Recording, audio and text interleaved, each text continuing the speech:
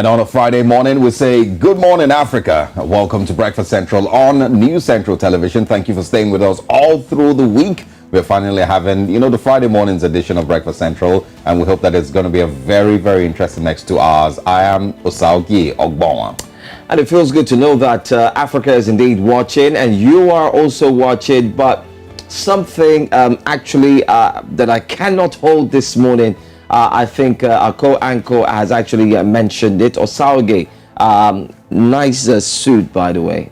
Great burgundy. But Osaoge, by the way, is twinning with someone else who'll be joining us later on. Maybe a flash on the screen and what he looks like would help us see the difference. Or the, can you see that? Can you see Tibogo?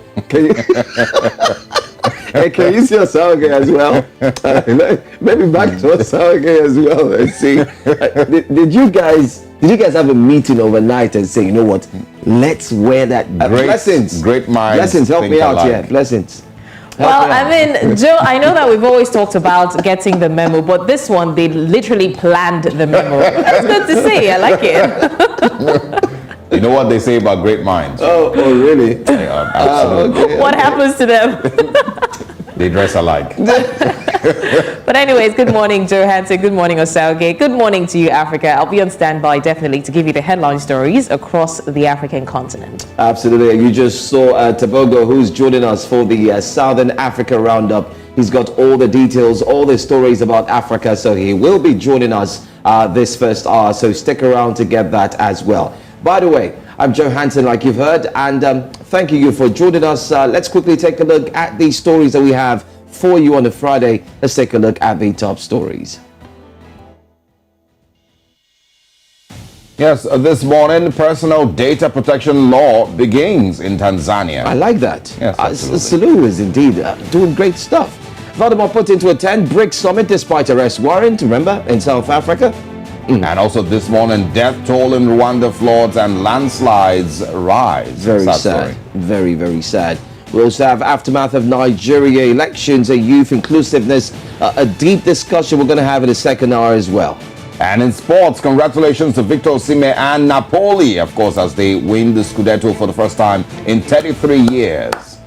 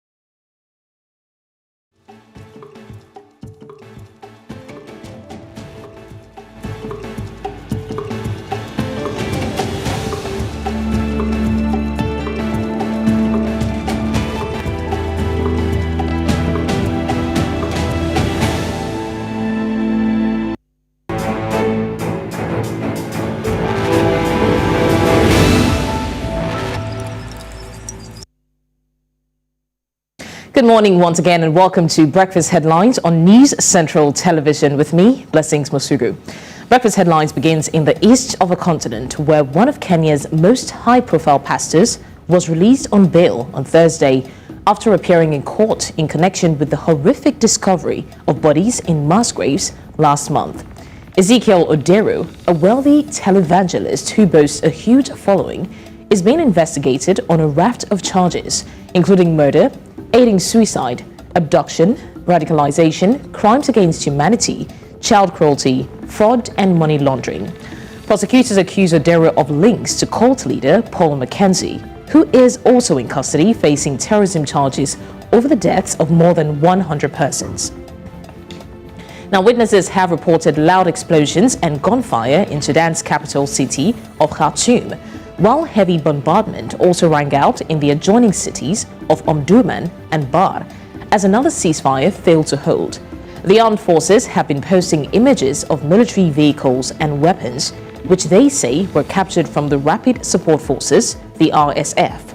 The United Nations Refugee Agency says it is planning for an evacuation of more than 800,000 people from Sudan.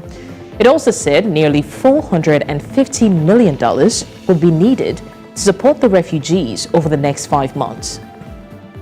Still talking about the Sudan crisis, in the meantime, US President Joe Biden on Thursday threatened to impose new sanctions over Sudan's conflict, saying that the fighting must end as gunfire and explosions rocked Khartoum for a 20th straight day. Hundreds of persons have been killed in Sudan since the fighting between Army Chief Abdel Fattah al-Burhan's forces and his former deputy Mohammed Hamdan Daglo's Rapid Support Forces began on the 15th of April over a dispute on the planned integration of the RSF into the regular army. Now, as the latest ceasefire expired at midnight, the army said it was ready to abide by a new 7-day truce, but there was no word from the paramilitary RSF. Let's go to Southern Africa, where the African National Congress, the ANC, has been granted the right to serve papers in its defamation claims against former Eskom CEO Andre de Ruyter in Germany, where he is believed to be staying. The Northern High Court in Pretoria said the papers will be served by an official authorized under Germany law. De Ruyter is believed to have left South Africa after an explosive interview with the ENCA, where he claimed that senior politicians were involved in corruption at Eskom. The ANC wants the former Eskom CEO to retract his statement, as he claims it is defamatory. And to West Africa now, Nigeria's National Assembly has expressed concern over the poor management of airports across the country. The House of Representatives Committee on Aviation, during a public hearing on the state of the nation's airports, urged airport management authorities to ensure that facilities within the airport operate at optimal condition. Why our airports are not, why are they not functioning well? And so many things there. You know, if it's other countries, they may decide to close down the terminal building because of the condition the terminal building. The people with disabilities are also complaining because they can't even use the lift, they can't use the escalators, they can't use it. So there is a total is a problem. Like I said earlier, we have a summary of all the attachments, the pictures and documents to show and put the communication between FAN and the communities. And we have their number. And they meet me many times as we are trying to find a way to help them. We've been helping them. Here, sir, I also have another picture in color. Large holding, this land belongs to FAN. Pastors will be arrested and prosecuted. P1. All these are there for many years. And this is the pipeline. For anyone to go and buy land there, despite all the signages from 1970s and the recent ones 5 years ago, 7 years ago, and this one, I think that's only for anyone to investigate. You can easily see all the signs and the markings. Let's head now to Central Africa, where at least 4 people have been killed this week in a conflict over land in Kisangani, a city in northeastern Democratic Republic of Congo. Several persons have died on April 10 in fighting between members of the Mbole and Lengola ethnic groups. Tensions appear to have erupted after Lengola people sold land to a company without consulting the Mbole community. And both communities live side by side in the neighborhood of Kisangani, a capital of Chope province in the Congo River. That's all we've got for you on the news at this hour. Let's bring back Osauge and Joe Hansen for the rest of Breakfast Central. Thank you so much, Blessings Mosugu. Well, one of the stories everyone is still talking about is what's going on in Kenya. Kenya seems to be engulfed with a lot of happenings, aside from the protest from Raila Odinga in line with William Ruto, the current president. There's the case of dead bodies. And then we have another case as well, Pastor Ezekiel, and not forget to Pastor Paul. So a lot of stories. The focus seems to be on Kenya right now. Osauge.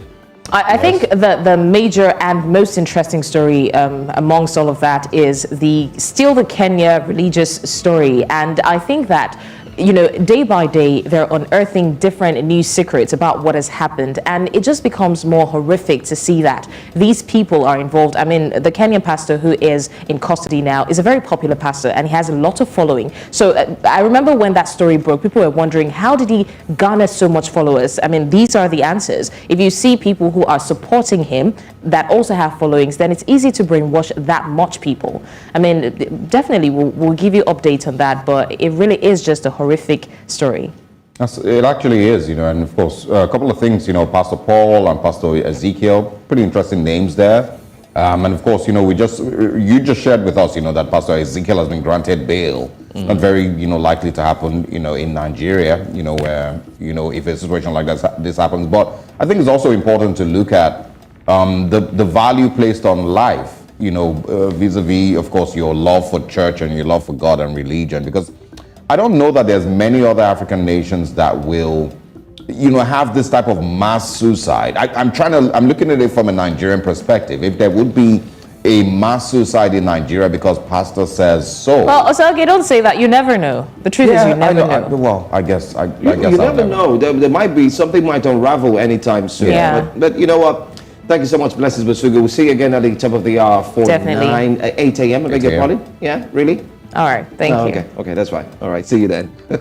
All right, now let's take you across the continent once again. It's a journey with the newspapers this morning, sharing with you the major stories making headlines on the newspapers. That comes up right next.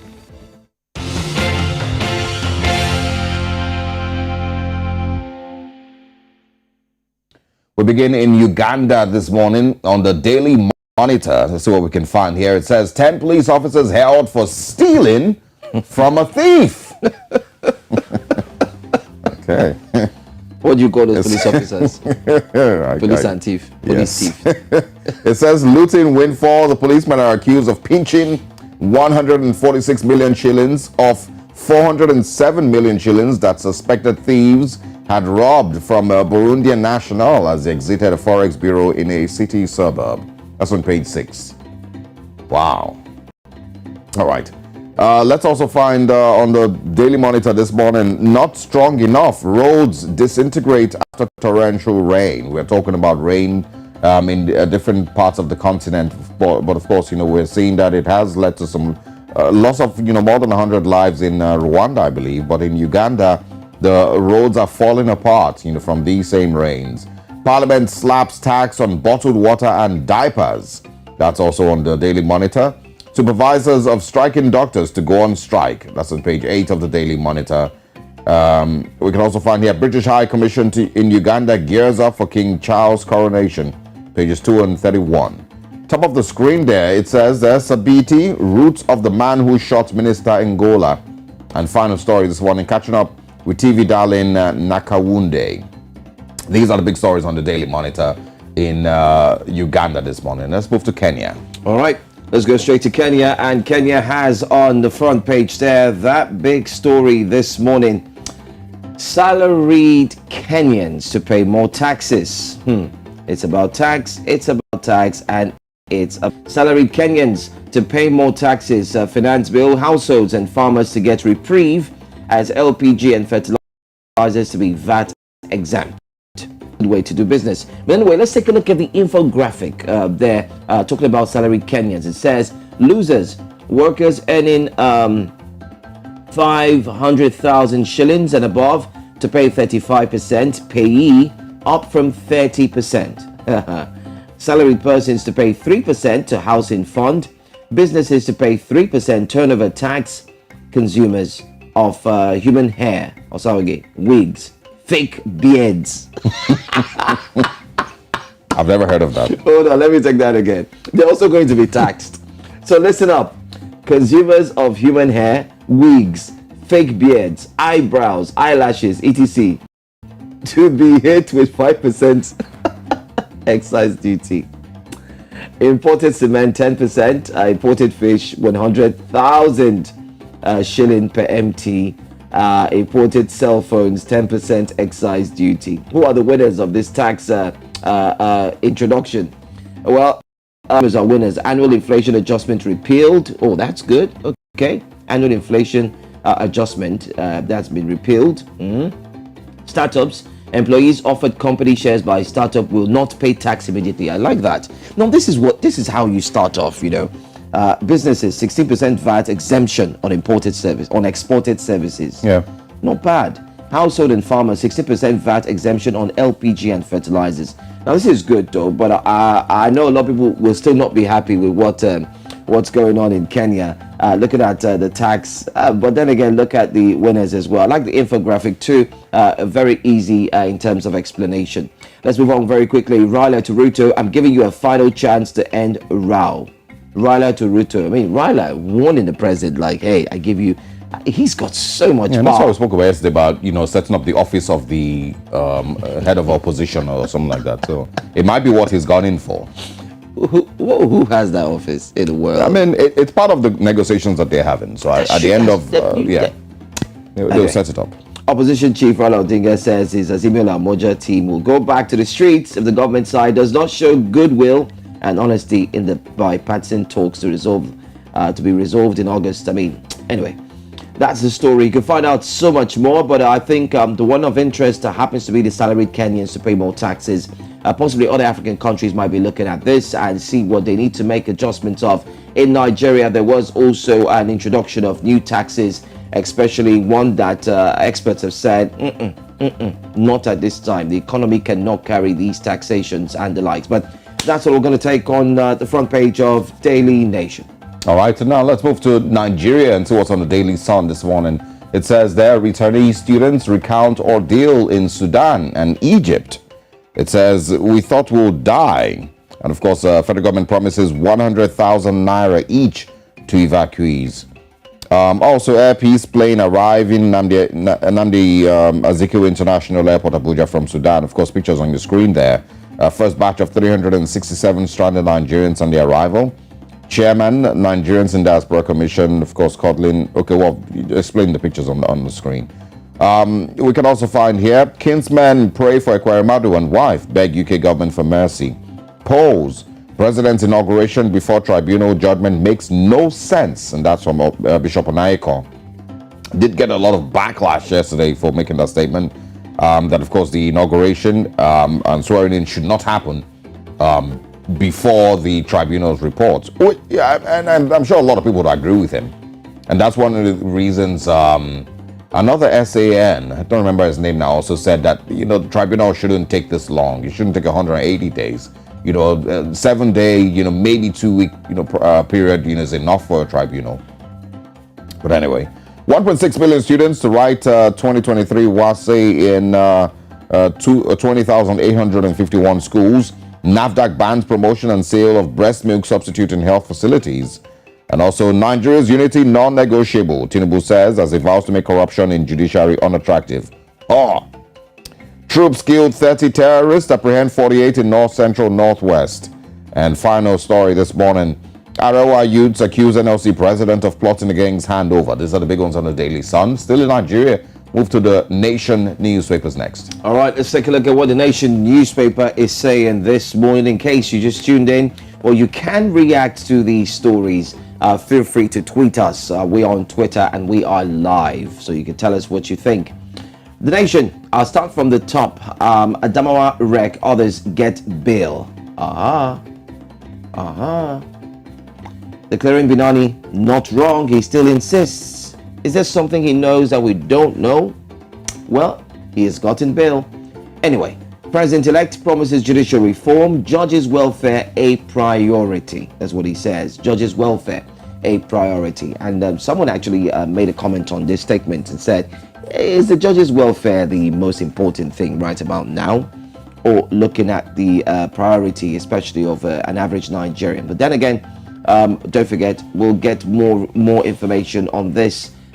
May 29 is just around the corner as well. House OK's 1 trillion naira loan for federal government. 70% of private school teachers in Southwest unqualified. Outburst on inauguration. Onayeka comes under fire. That's exactly what we see there. And many other stories. Well, you can pick up The Nation and read up for yourself. But that's all we're going to take at this moment for the first hour. It's still Breakfast Central. Don't forget, your reactions mean a lot to us, so feel free go online and react. When we come back, our top stories will be up next, and we'll take you across the continent of Africa. Stay with us.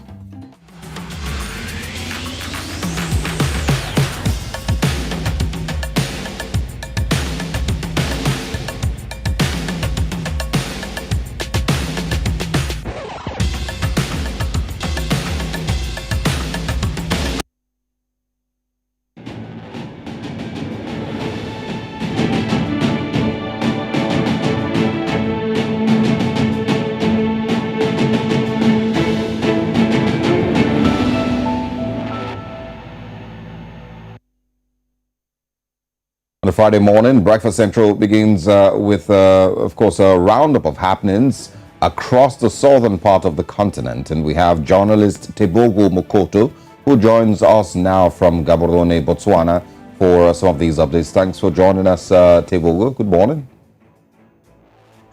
Good morning, Elsaki. Good morning, Joe. I'm glad to be joining you guys this morning. Good to see you. And, of course, great that we both wore similar outfits this morning. It seems that we're going to be thinking alike. I believe so. Yeah, it sort of seems that way. Great minds think alike. Absolutely. Now let's begin with the international arrest warrant for Russian President Vladimir Putin, which some people had predicted would complicate matters for the country ahead of the BRICS summit. Of course, it has created loads of conversations. In an interview with Botswana's ambassador to Russia yesterday, you were able to establish that Russia is not entirely concerned about the ICC's arrest warrant, as President Putin will, of course, take part in the BRICS summit as scheduled. Kindly elaborate. Of course, Ukraine has expressed expectation to South Africa to arrest the Russian president. Tell us a little bit more about what is playing out here and what you expect to happen. Yes. Now, we had an interview yesterday with the Russian ambassador to Botswana, and of course, the main question after having an interview with the Ukrainian ambassador just a week before, we had expressed that they have an expectation that the International Criminal Court arrest warrant will be honored by South Africa. Now, the Russian ambassador did mention that they are aware of the arrest warrant, but however, they are going to be attending the BRICS summit at all levels. They are not going to be holding back at any level in terms of attendance. However, he did mention or note that they are observing the situation as well, and really as we draw closer to the summit, we might observe a different decision of some sort. But he reiterated, or rather emphasized, the fact that at this point, the Russian president is going to be attending the BRICS summit at all levels. And he, of course, mentioned that BRICS, as you understand, is a conglomeration of different countries with varying beliefs, policies, and so forth, and maybe emerging economies or emerging world powers, if I may put it that way. So he emphasized that it's very, very critical at this time for Russia to really take part in this way. And the arrest warrant, as it stands, does not seem to be a prominent factor in terms of really dissuading the Russians from taking part in the summit as intended. All right. One of the major things is that Russia is not an ICC member state, so there are a lot of talks back and forth also in South Africa. You do have comments such as saying that the ICC is inconsistent, not looking into what's going on in other parts of the world, especially in Palestinian fields, and also looking at what has also taken place in other parts of the world, especially with different individuals. But then again, let's get to see what the updates would be. But let's talk a bit about, let's go to sports now, because we have a lot to cover in Southern Africa. We've touched on the ICC, we've touched on Putin. Let's look at sports. We have reports that Kenya, Tanzania, and Uganda are set to bid to host the 2027 Africa Cup of Nations. The three East African neighbors actually have submitted a joint expression of interest, by the way, with the Confederation of African Football, which is CAF, the governing body that organizes the biennial tournament. Now, until last week, Tebogo, Botswana's bid was also due to be a joint one, but Namibia dropped out at the last minute, citing financial concerns. But many are asking, does Botswana have the financial strength to win the hosting rights. I mean, you are based in Botswana. You want to tell us about that? Well, currently what's happening, Joe, is that obviously Namibia dropped out at the last minute. Now, what has happened is that Botswana decided to go at it on her own. In terms of the financial strength, the minister on Tuesday was holding a press conference to really just answer questions that we had submitted as the media to say, what's the next step? Is Botswana also going to be putting out, considering the fact that there are challenges on the ground that the country is facing? Namibia did put out, looking at the fact that financially they can't afford it, especially looking at the fact that the big book on its own for the submission is over 65 million or around 65 million $. So you understand that Botswana and Namibia went at it 60-40. Now, in the latest update, Botswana is committed to going at it on its own, and the minister did mention that government has the national transitional plan that's in play right now. He alluded to the $20 billion budget that is associated with this plan, and really pointed to this budget being a way to really make sure that Botswana can afford to host AFCON, looking at the fact that he's looking for the budget to be redirected towards AFCON developmental objectives. He did mention that, of course, objectives such as infrastructure, sports infrastructure, roads, hospital, health facilities, and so forth. He did mention that development from this particular budget, if it was to be directed, because I don't think that decision has been taken yet, but if it is to be redirected, it will benefit the country holistically, and it won't be specific to Africa per se. He also goes on to really mention that Botswana still has time in terms of the budget. The financial years that are coming up being 2025, 2026, and 2026, 2027, or part of 2026, 2027. He did mention that Botswana will be able to strategically allocate funds during those budget speeches or those financial years towards making sure that our capability to host AFCON on our own is somewhat improved. So that stands to be seen. That stands to be seen. While yet to also really look at how the response is from Botswana, looking at the different issues that the country faces. He did, of course, allude to the fact that unemployment is going to be covered by hosting AFCON, and that it can create over 10,000 jobs for Botswana and really economic upliftment, as well as one of those things that he mentioned as justifying the decision to divert so much money towards hosting such a football. All right, quickly also just share your thoughts on the issue in South Africa with Thabo Bester and the pretty embarrassing situation with the prison system. The last that we heard, of course, more people had been arrested. The G4S prisons or correctional facility company, had also been called out. So quickly share your thoughts on what's going on over there. Sorry, I didn't quite catch that, Osagi. As I was saying, the sound is quite distorted. Okay.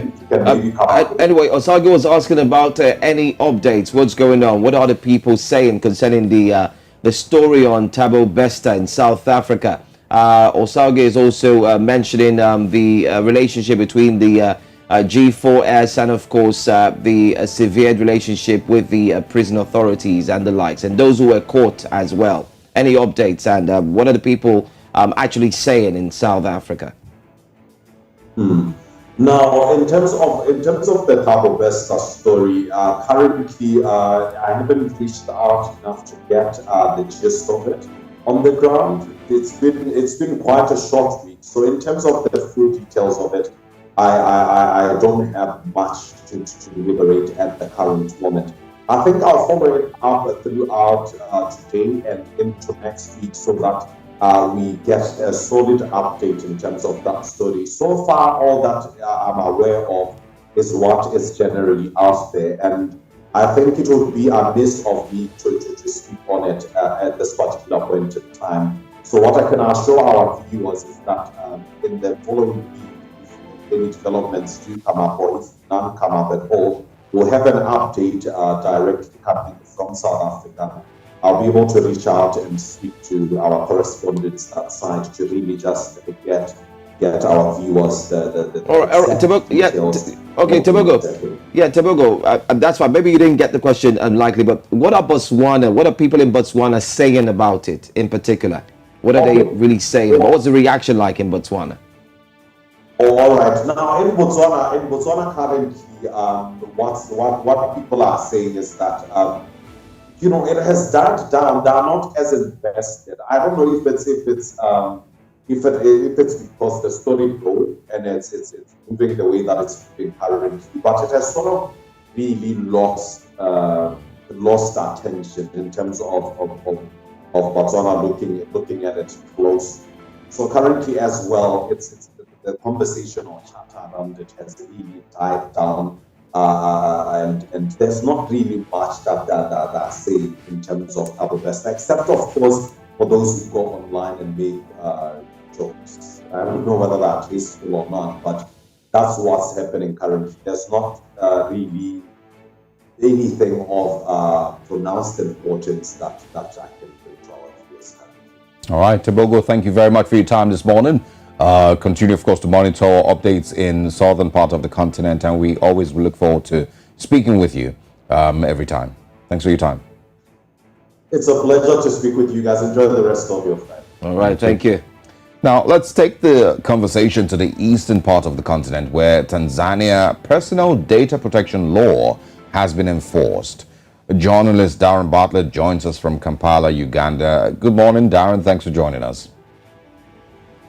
Morning. How are you doing? We're very well. Second time seeing you this week, so it's a good week for us. Yeah. Now, let's talk a little bit about Tanzania. President Samia Suluhu Hassan has back-to-back, continued to do things that maybe would make her one of the Tanzania's best leaders, but we'll see how that turns out. The Personal Data Protection Act number 11 of 2022, which was passed by the Tanzanian government, came into effect on May 1st. Now, what is this new law and how does this affect citizens? Well, there's been a huge development in terms of technologies. And Tanzania, if you look through the whole of East Africa, it has the highest internet penetration. And there was just really need to make sure that as the new developments come, as data is now being collected by telecoms, and the introduction of people like Starlink, Elon Musk, Starlink in the country recently being given a license to be able to provide information. Internet services, but also when you go to things like the emergency of applications that provide cash or transfer of information, they had to come up with measures to make sure that people's data is actually protected. Because when you look at things like applications that are giving people loans, if you want to get a loan, you have to put in your mobile number, your next of kin's number, and then you have to take a photograph of yourself for them to be able to approve you. But in the actual sense that these applications are actually not jurisdicted within the country, so they look like they're being operated from somewhere else, and that means that people's data is not protected, and most of the times is that information is sold to different people. So Tanzania last year in November comes up and says that if the Europeans are having conversations about data privacy and protection, the Americans are debating about this whole thing of TikTok collecting people's data and not knowing where it's being used. The same debates have been happening in Australia and all over the world. That was just important. It was very important that the Tanzanians are protected as well. And they came up with some of the nice laws in terms of protecting data. Now, that doesn't mean that previously Tanzania did not have a law that protected people's data. In fact, in the constitution, the Article 16, it had it, but these laws were enacted way back, just right after independence. and they were basic. So the data collection at that point that was defined was things like electoral commission collecting data, national registration, and census that happens in a country. But the emergence of technology meant that it was on its own. So they had to come up with something and enhance this law to make it a little bit stronger. So they went ahead and defined or introduced terms like a data collector. Who is a data collector? They introduced a commission that then licenses a data collector, and if they don't license a data collector, then they would give reasons as to why they are not licensing the data collector in this space. But some of the things that they talked about here in this, or that have been introduced in the law, is the right to be informed of data collection and the process, as well as the purpose for that data, because only the government then would tell that this data is being collected for maybe census, national census, and maybe statistics for the government and planning. But to go ahead and ask for personal information was very key. So someone has a right to be informed of that, the data collection and the process and the reason. Also, the right to access the data collected and processed. So if someone comes out and says, hey, I need some information of mine, you should be, the government or the data collector must be able to provide that data. But also the right to object the process of collecting data, where such process will lead to adverse impact has been placed in there, and also the right to rectify data in case it's not accurate. So most of the times you've seen people with IDs that don't read their names accurately, probably because of how your name is pronounced, and arguing. I have suffered from this personally, where people pronounce or write athlete with a single T, or pronounce my name as ballet. They think that the T in the middle is not necessary. And you have to argue with them in order to rectify such kind of information. But they also introduced some very strict laws, penalties in case data has been misused. We've seen punishments go as far as $4,300 in case someone puts out your data without actually your consent. So consent of publishing data has also been very, very, very key. They have also defined people like children. Information on children being published on platforms such as social media without their consent is now, it could be criminal in case they came out to you. So yes, it's going to impact on people, especially, and this to become more social. To bring it more home on social aspects. I have seen people publish pictures of children who are not theirs. You wake up, Osa, and someone has decided to put up the picture of your child, and yet yourself, you've never actually put up a picture of your child for purposes of protection from crimes like kidnapping and things like that. But then someone thinks, just because Osa is my friend, I can put up their picture and just walk away like that. So the kid deserves privacy, and such a strong law is out there to prevent such facts. Yeah. Okay. Well, let's quickly touch on one more story that's indeed firing up the entire East Africa. Of course, aside from data privacy and protection, which you've touched on, and permit me if I say, Mr. Bartley, like you already mentioned. We know what that cost is. But let's go to Kenya now. Let's find out what the current status of bipartisan talks is. Has it crumbled, or are there hopes that these bipartisan talks between ruling Kenya Kwanza and, of course, opposition Azimio La Umoja One Kenya will actually draw success and bring about a peace so that William Ruto can focus on his administration? I am going to use my words a little bit carefully this time. I can say that there is a dim light at the end of the tunnel, and I'm calling it dim because these talks are finally going to commence, but with lots of restrictions or conditions from the opposition party, which is the Azimio La Umoja, led by Raila Odinga. Now, if you notice that these protests were supposed to have resumed, and indeed they happened on Tuesday, but it was not successful as it hoped to go. In fact, the press was all out there saying that these protests flopped. People didn't really go out that much, but okay, they were supposed to have happened yesterday as well. but they have been called off because Raila Odinga says he talked to his team, the 7-member team, and they agreed on specifics and they have accepted to go and engage in conversations. But one of the things that actually triggered the conversations to happen is that the government had to drop one of the members who is actually an opposition member and a member of parliament from their committee. They felt that was betrayal, and once he was dropped and pushed out, they felt that now we can have transparent conversations on how to run the affairs of this country, especially when it comes to economics, political, and also social aspects here. And they went back still with their 4 pillars and said that one of them is that they have to release protesters who were arrested in the previous protests that happened ever since this Mandamano kind of protest was introduced, but also two, that they should reintroduce subsidies that were removed on ugali. I think in Nigeria you call it pap, basically maize flour. Yeah, so because that is the food, that is the staple food in Kenya. Even when the economists in the country argue that reintroducing subsidies makes the government run out of money because they are using their coffers to pay up that tax that is supposed to be paid up to ensure that people access this ugali at a cheaper rate, and a matter of fact that the country is in debt and they cannot afford to go to the coffers to pick that money and put it out there. But we shall see where it goes, where the government will actually reintroduce the subsidies on things like posho.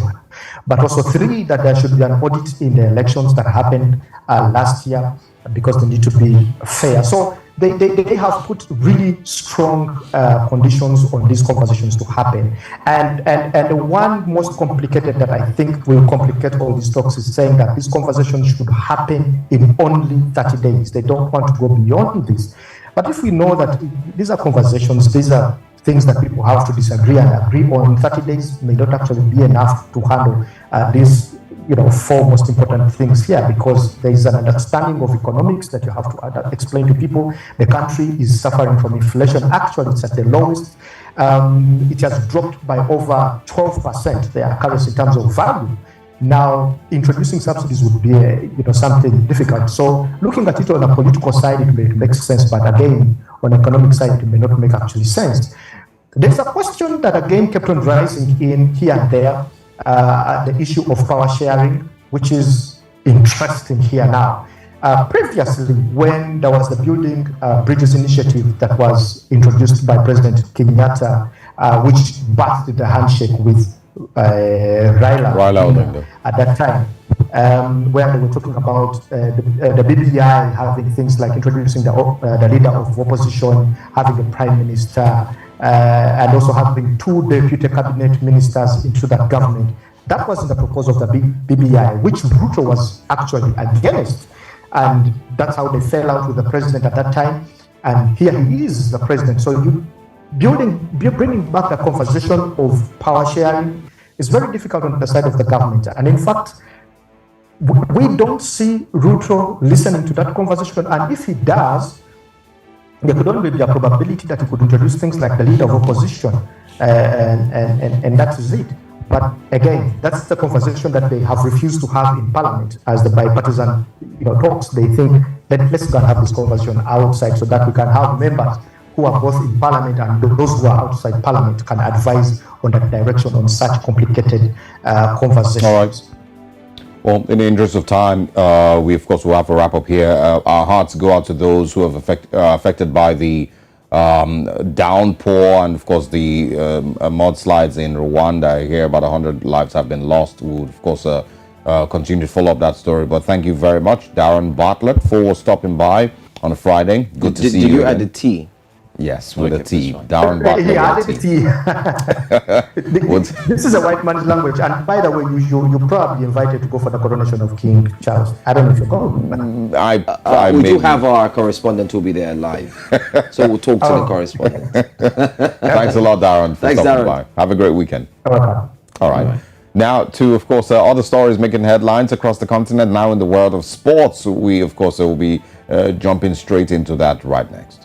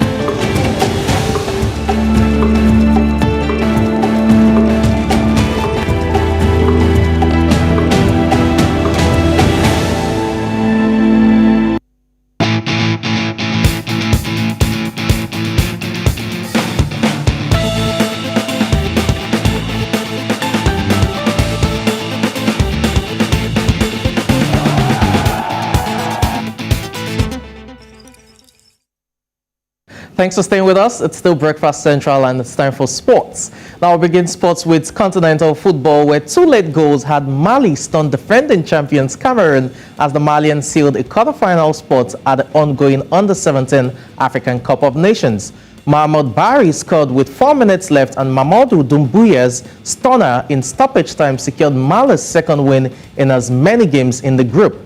With South Sudan eliminated from the start of the competition, the group is left with 3 teams, and the top 2 will qualify automatically for the quarterfinals, while the third-place team will have to wait to see whether they are ranked as one of the top 2 teams across the 3 groups. Now, for defending champions Cameroon, they face a must-win duel against Burkina Faso in their last game. Now to results from the African Cup of Nations, you have the Cameroon losing to Mali by 2-0, starting their title defense on a very terrible note, it must be said. And one would hope that for the Malians, now who in the quarterfinals, they're able to get through in that sense, in terms of making it down to the latter stages of the competition. Now, English Premier League club Chelsea's January 2023 transfer business was the envy of many clubs' fans. Under new owner Todd Boehly, the West London club made 8 new signings, spending a total of $350 million on the first team, which included Nigerian-born Noni Madueke and Ivory Coast David Datro Fafana, in addition to other Africans, the Senegalese duo of Edouard Mendy and Kalidou Koulibaly, as well as Morocco's Hakim Ziyech and Gabon's Pierre-Emerick Aubameyang. Football fans in Lagos, Nigeria, had so much to say concerning the performances of these African players this season.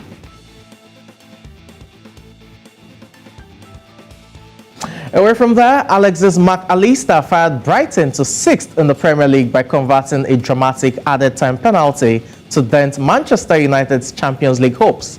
The Argentine World Cup winner emphatically dispatched the ball into the top left corner 9 minutes beyond the regulatory 90 after Luke Shaw was penalized for handball following a VAR intervention. Now, Albion's 1-0 win from a pulsating Amex Stadium contest moves them above Tottenham Hotspur and Aston Villa, while leaving Manchester United looking over their shoulders at 5th place Liverpool.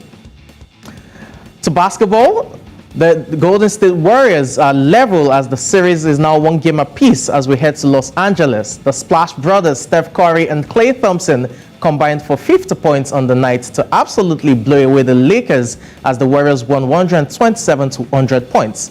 The Warriors outshot Lakers 21-10 from beyond the arc, and a clinical performance and much needed from Steve Kerr's side as they head to the road for the next 2 games that will be taking place right there in Los Angeles.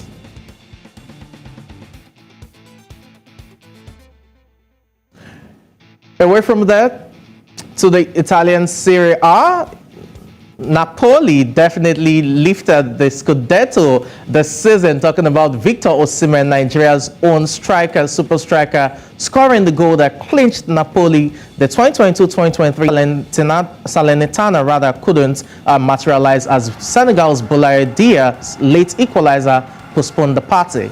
The club's extraordinary season has ended a 33-year wait since their last league title, led by the illustrious Diego Armando Maradona on the pitch and masterminded by Alberto Bigon from the dugout. This time around, it was the turn of Luciano Spalletti and his own cast of Neapolitan heroes who have now written themselves into the history books. Nigeria's Victor Osimhen led from the front, and his 22 goals from 26 Serie A appearances this campaign is on track to win the Golden Boots of the Italian Serie A at the end of the season as well.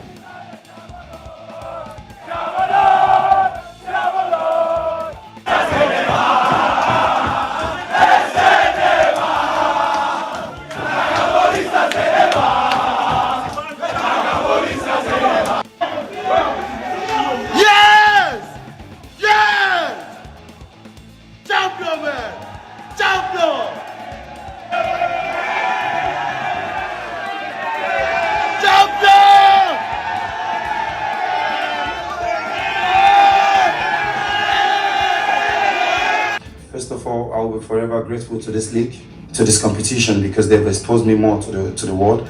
And then, just like I used to say every time, a great win there for Napoli, well deserved, it must be said, and also a great one for African superstar Nigeria's own Victor Osimhen, while they're getting the goal that's ensured that Napoli are the champions of the Italian Serie A, displacing AC Milan as the big giants of Italian football. It will be intriguing to see how they fare next season. And that's a wrap on sports. It's back to you, Joe and Joe. Right, Joe and Hansen, or what were we going to say? I was about to say Joe and Hansen, and then I realized, okay, same person. It's victory, man. Victory all the way. It's the excitement from Osimhen's, exploits. All right. Hate the game, don't hate the player. Good one for Victor Osimhen. I think definitely. I think we should laud his name. We should celebrate him because he deserves to be celebrated. He has done something that another African will have to do × 4 in order to break the record. I mean, he brought back the name of Maradona. He brought back victory. He brought back smiles. Highest scoring African in the Italian. Players, when it comes to European football, will come with more funds, and they may just get 1 or 2 prized assets out of the club. Yeah, congratulations to him. Good one. I mean, Spaghetti and all the cries, everybody rushing to touch his head and so on. It's just a sight to behold, a good one. Thank you so much, Sam, for joining us with the latest in the world of sports. Thank you very much for having me. And we've brought to you all the biggest stories coming from Africa. If you doubt us, then would say that's because you missed the first hour. But let's quickly bring you a recap, just in case you missed out. Here it is. Yes, of course, we stopped by in East Africa to share, of course, some of the latest stories there in the East Africa Roundup. We also talked about the things happening in South Africa, BRICS and the likes. Don't forget to latest and the likes as well in South Africa Roundup. And in sports, Mali's stunned defending champions as they seal quarterfinal ticket. That's not all this morning. Still a lot more in the second half of Breakfast Central, and this is what's coming next. Aftermath of Nigeria elections and youth inclusiveness, we do have a big fish in the house. And in entertainment, Anne Jamanze loses to Zeb Ejiro. We'll share a little bit more about that. And we have the front pages of the papers for the second hour. Stay with us. We'll be right back.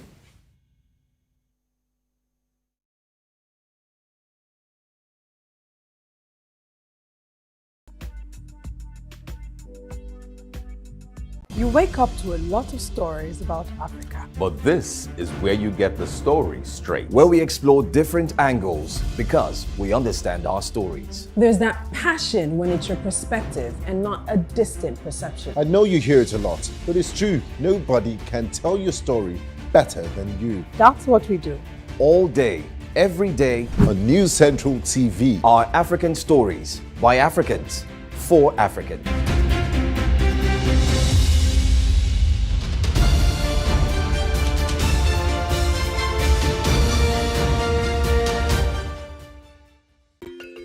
Africa is rising. Again, we hear our sounds echo on the other side. Afrobeat and Afropop reinvented, hip life brought back to life, new energy infused into Kwaito and Kwela. Africa is balling. Every stroke, every shot, every raise, we find our place at the top. Taking the helm of real power, new hopes for democracies. A breed of entrepreneurial tigers, audacious storytellers, and a promising generation raring to go. Truly, Africa is rising. And this is where the stories that define our continent live.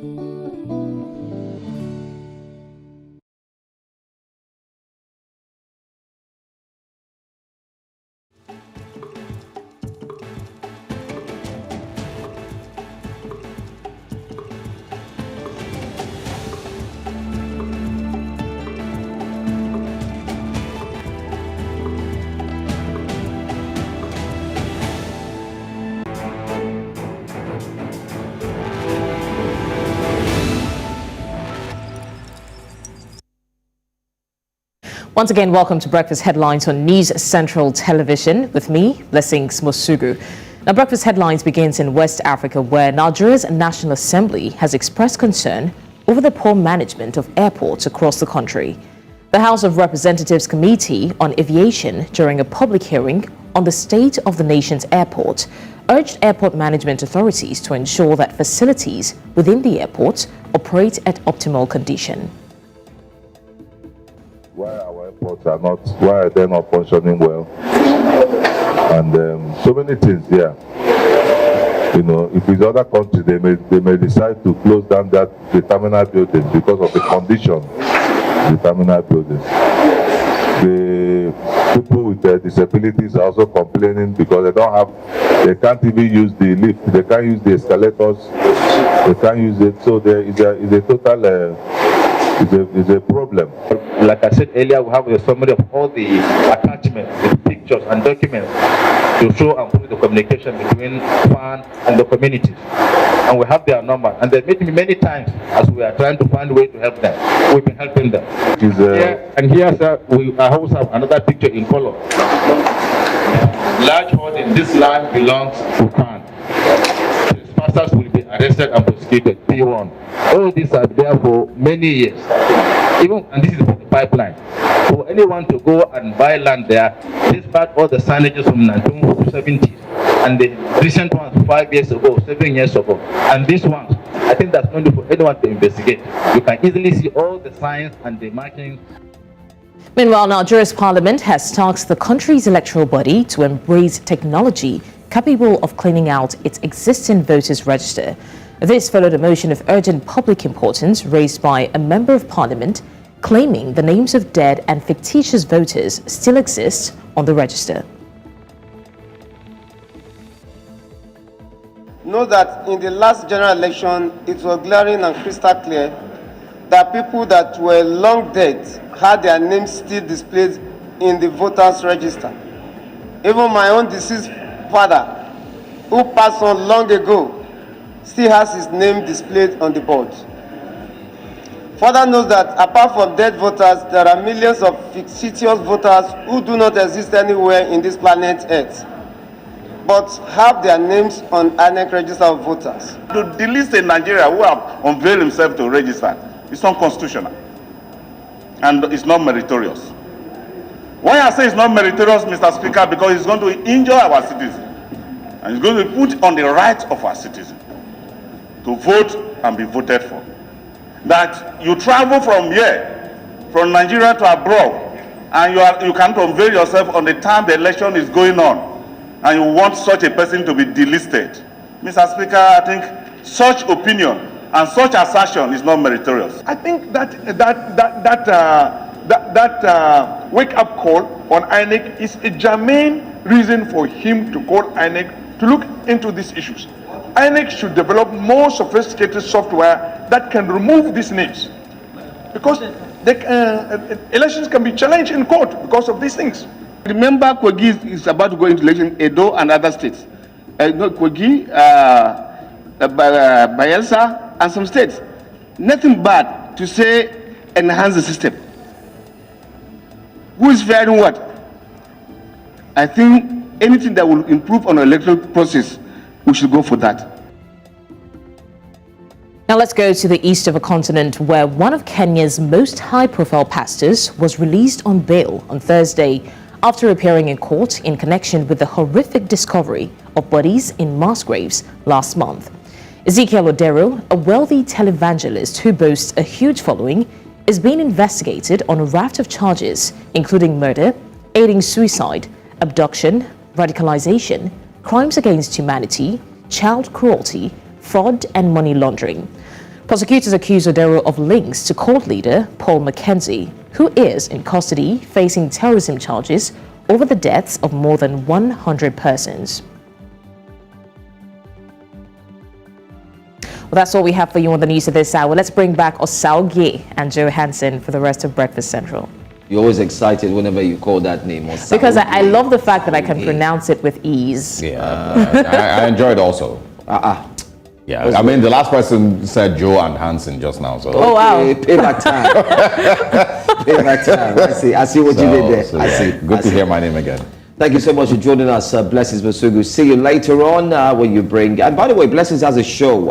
It's at what time? And what are you talking about today? 2 p.m. on News Central Television. It's called Fafanwa Africa. It's basically Swahili for redefining Africa. It's a youth program, so conversational, sending your... We'll definitely post up the flyer so you can send in your questions, your observations, and we will talk about it on the show. It's interesting, if I do say so myself. 2 p.m. Fafanwa Africa here. Fafanwa, Joe Hansen. Again. Fafanwa. Fafanwa. Oh, never mind. It's okay. It's okay. It's all right. No, listen. I'm learning. I mean, if I tell you something in my language, I bet you'll not be able to say it. Try me. I'm a young boy. What now? No, I need volume. I mean, it's not my We'll be right back. Thanks for joining us. Blessings. Bye-bye. See you at 2 p.m. Definitely. All right. Let's take a look at the front pages of Saga and see what they're saying for the second hour.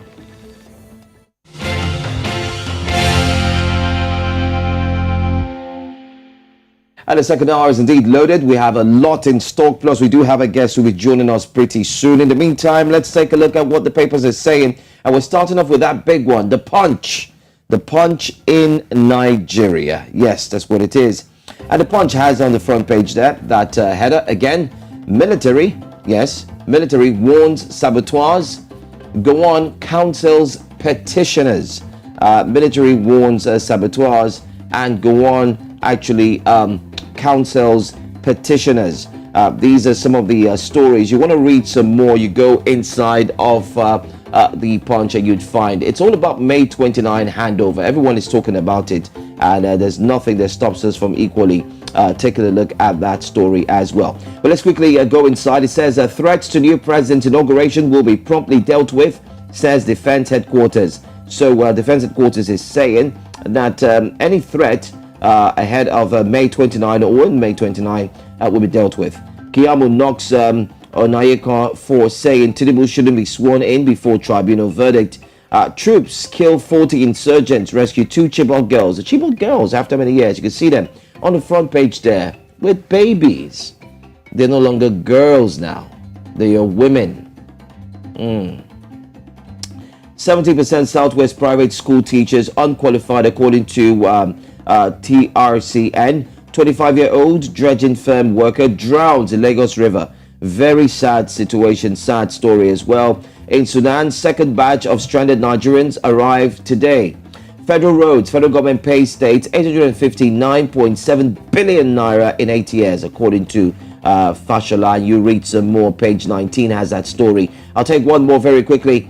It says reps raise Buhari's extra budgetary spending to 23.7 trillion naira. Wow. More borrowings, even with less than 30 days to go. Yeah.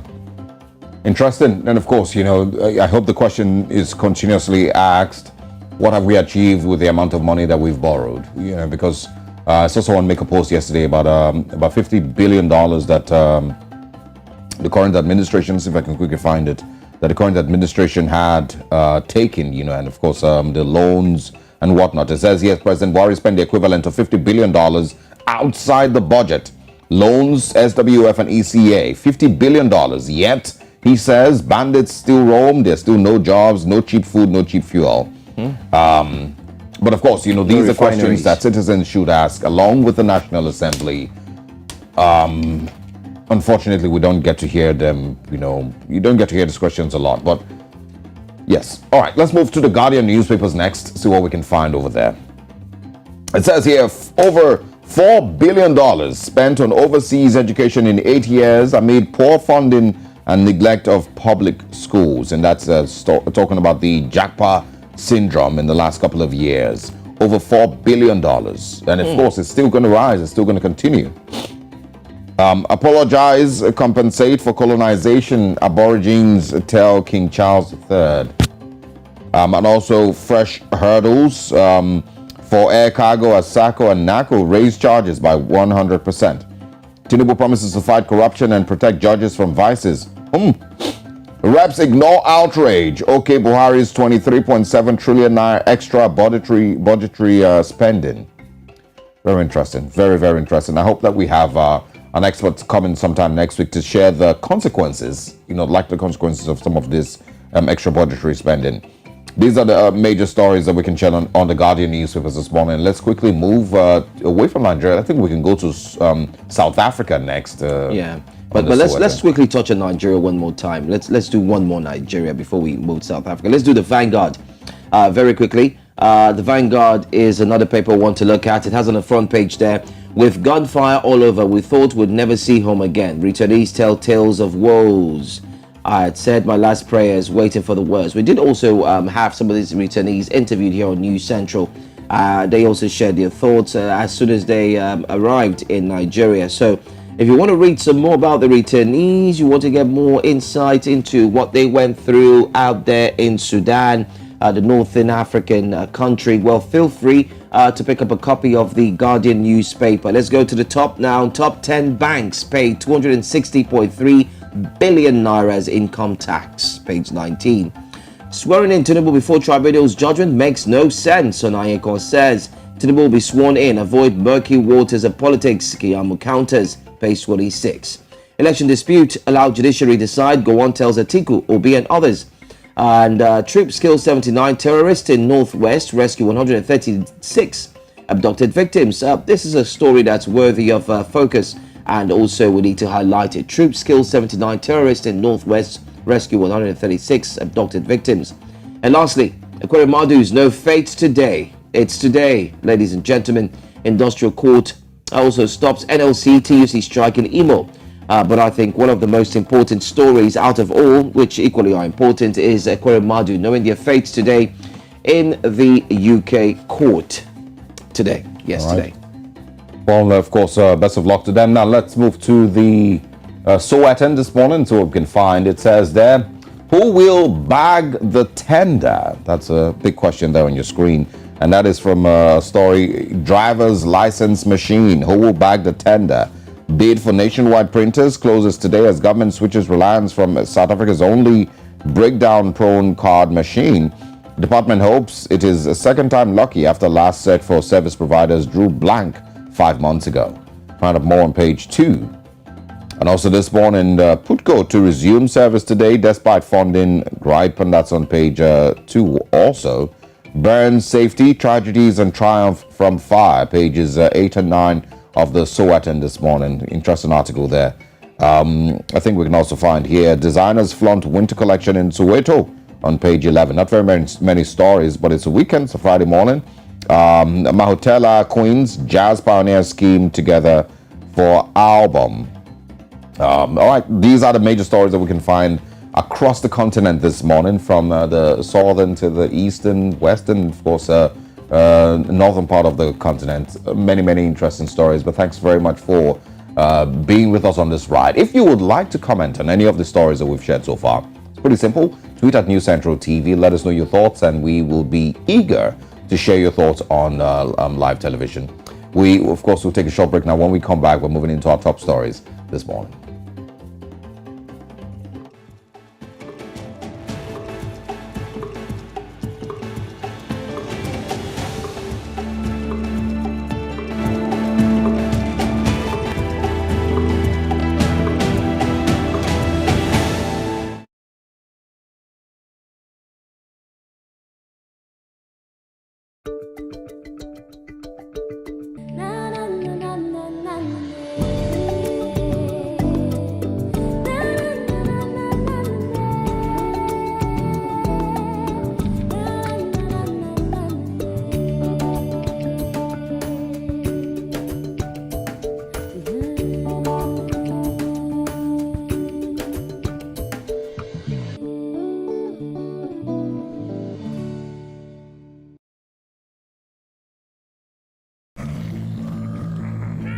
Skylines a byline, you watch how we define and listen. When we speak, you better listen, cause it's your turn.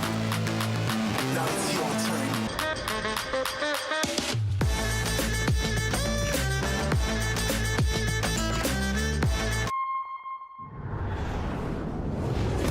Your turn.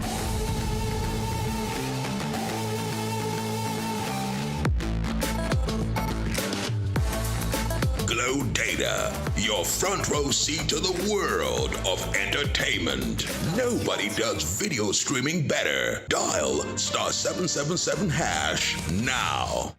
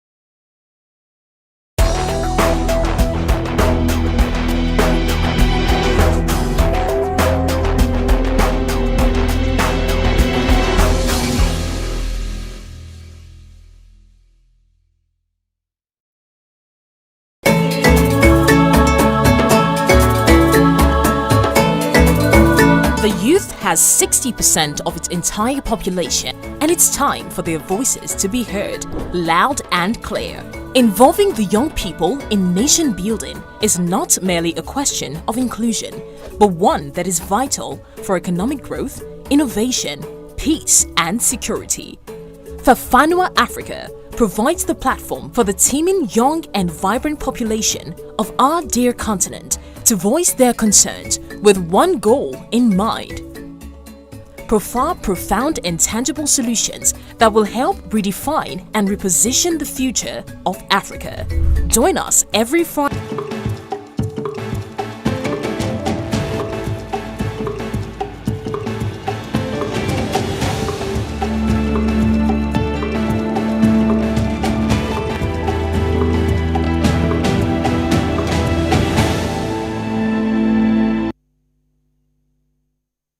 Thanks for staying with us here on Breakfast Central. We're broadcasting live from Lagos, Nigeria. This is News Central. Like I mentioned earlier, we do have a guest in the house. A big fish, if you'd like to call it. Absolutely, yes. And today we're focusing on the African man.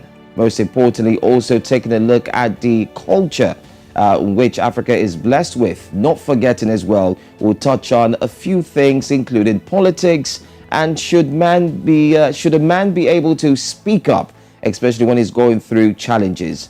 You might be wondering why we have one or too many things to talk about this hour. That's because our guest who's joining us here this morning is one who is blessed with a lot of talents, gifts, and not forgetting to, he's seen it all. Now, for me, he was born in 1950, which means he was born right before Nigeria got her independence, and he's been able to see different regimes and also government plus policies, and not forgetting to changes in Nigeria. So what makes the average Nigerian child tick?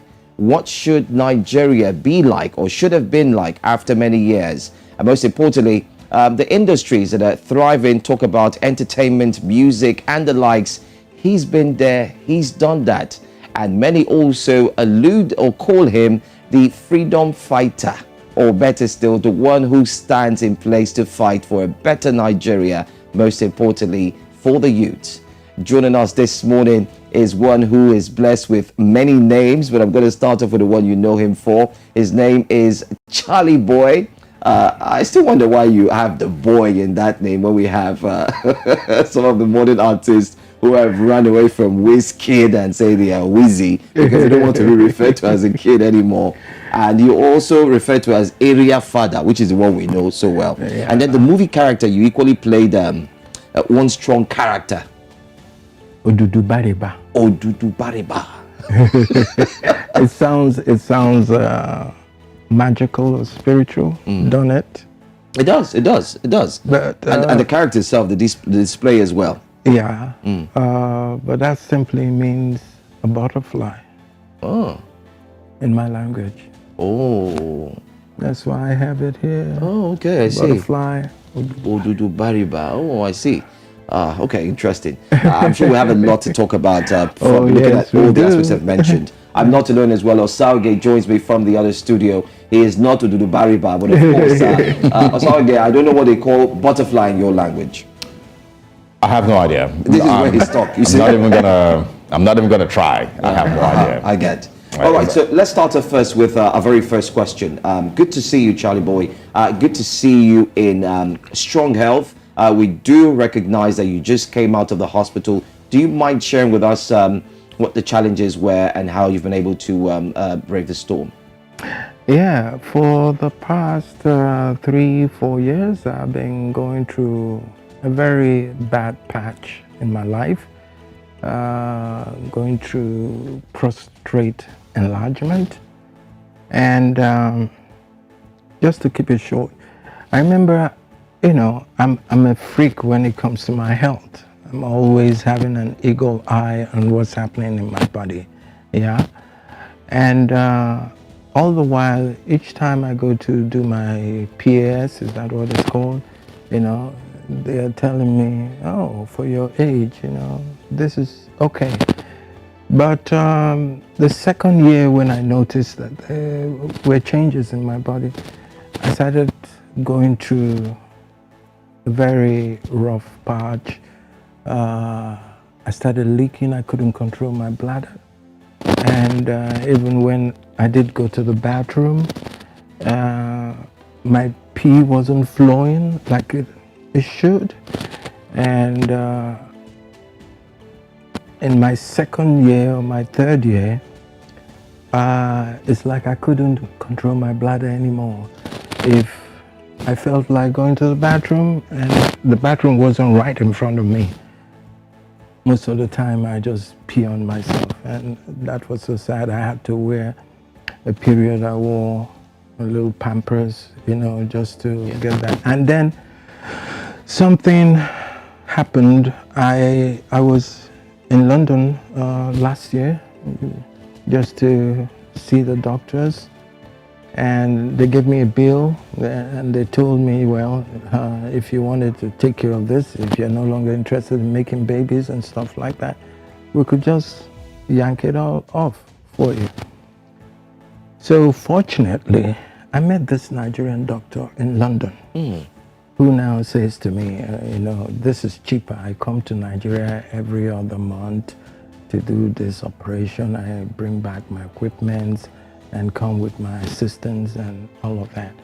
And I say, fine, I'd rather do it here, okay?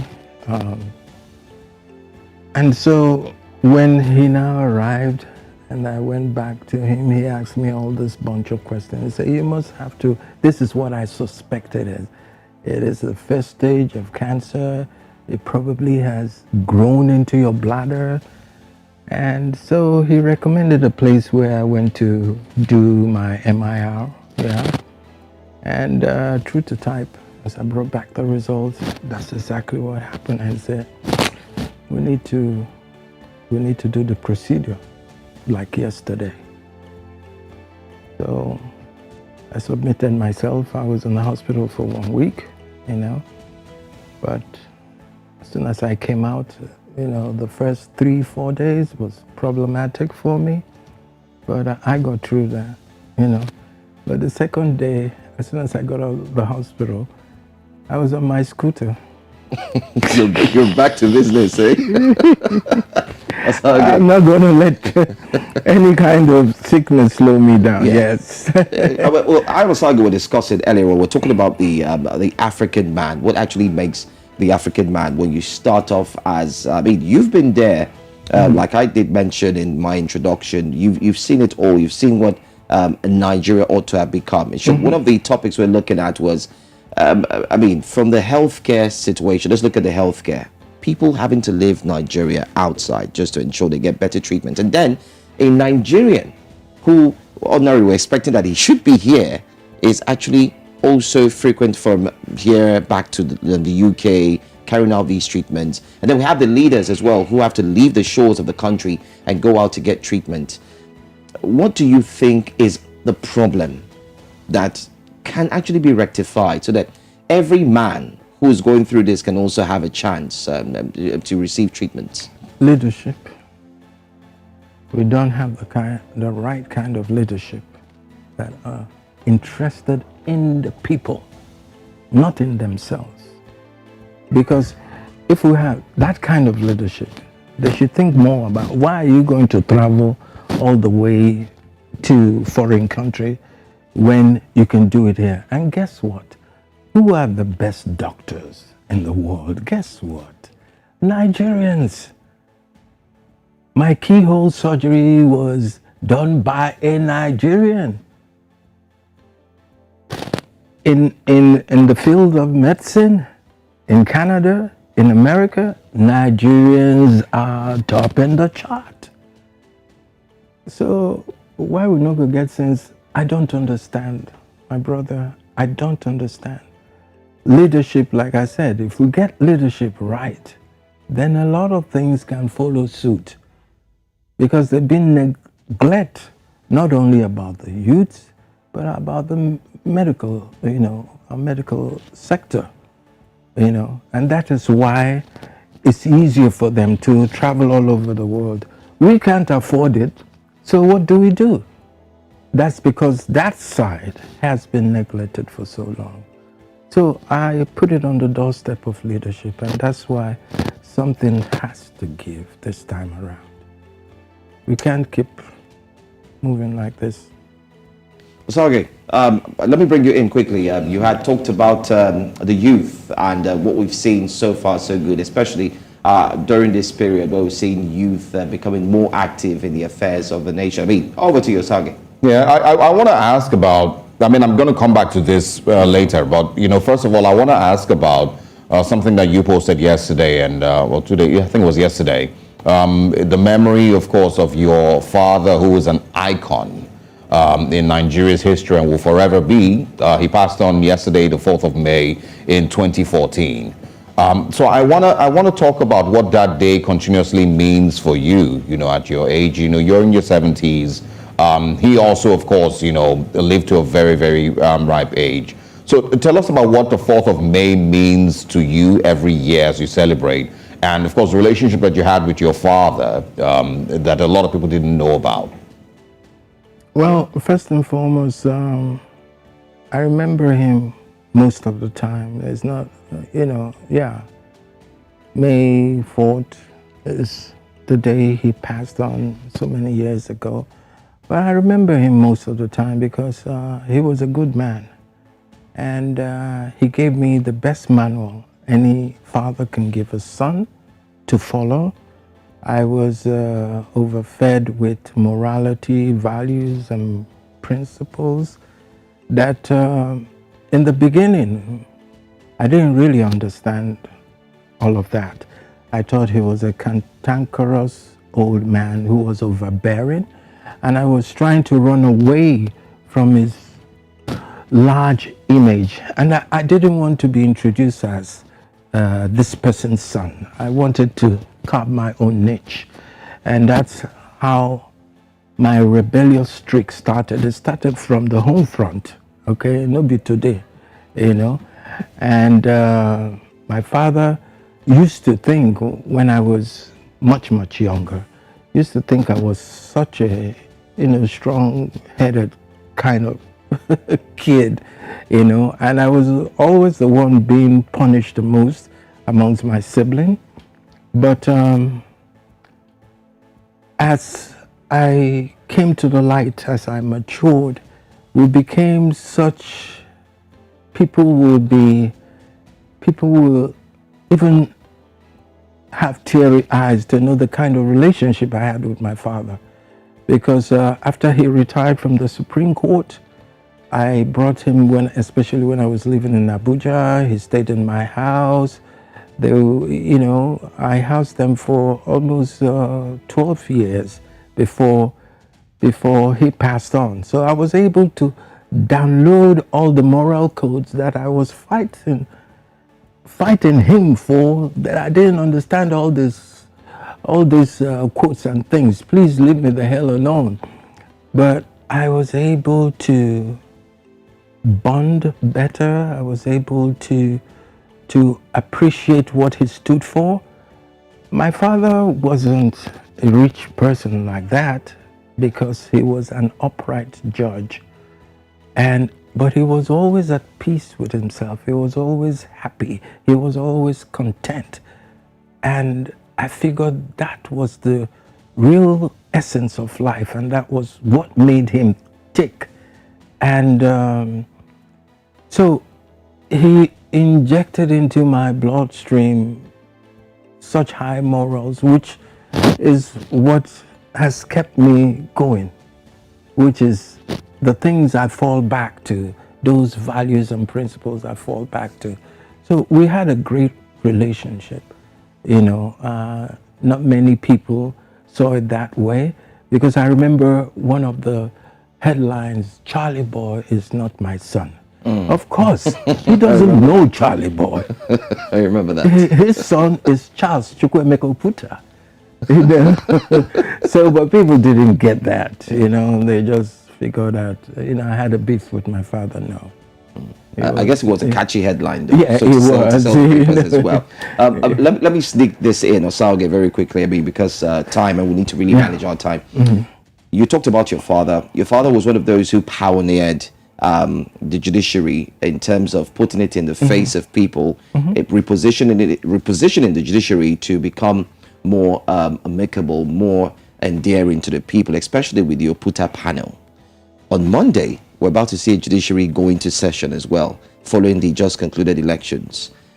First of all, I'm going to ask two questions very briefly. One, are you one of those who would love to ask that it should be broadcast, whatever's going on in the tribunal? Secondly, do you have faith in the judiciary that they will stand the test of time and follow through the laws, especially looking at what your father had done?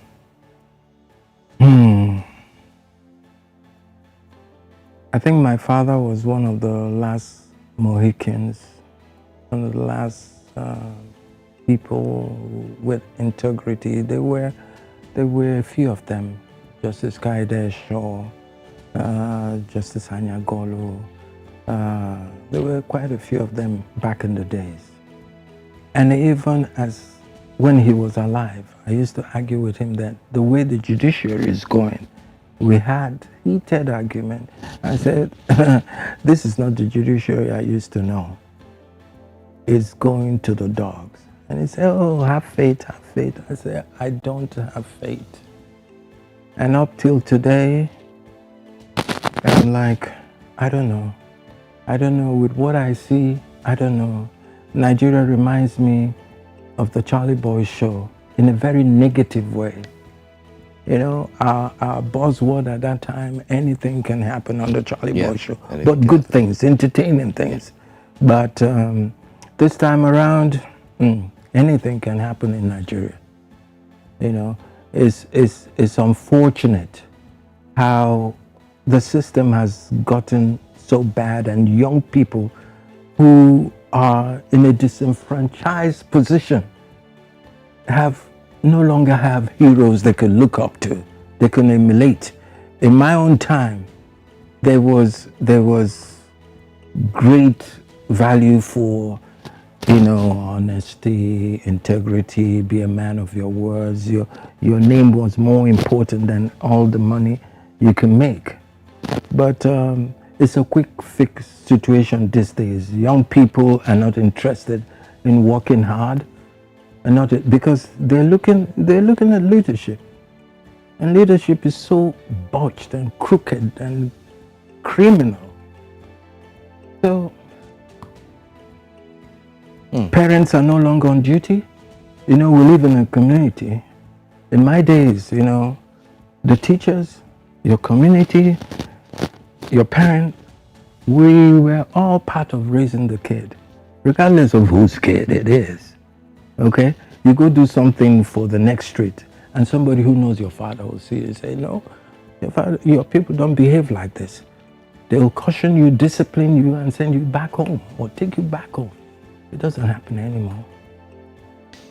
Sad situation. Sorry, back to you. I think, of course, just before we get into, you know, brief discussions on politics, you know, we of course are still trying to learn about your story. You've been, I mean, if you look across Nigeria's media space and political space, you know, you're one of those people that people would wonder, you know, how is he still so strong, you know, even in his 70s, you know, still has the energy of a 50-year-old or probably even less. 50? I thought you would say 30. Oh, well, we can use 30 if we want. But I want to ask, you know, because I'm in my 30s. I want to ask, from your perspective, you've done life, you know, pretty well. Mm-hmm. What are the things that life has done me? Well, it seems you're winning.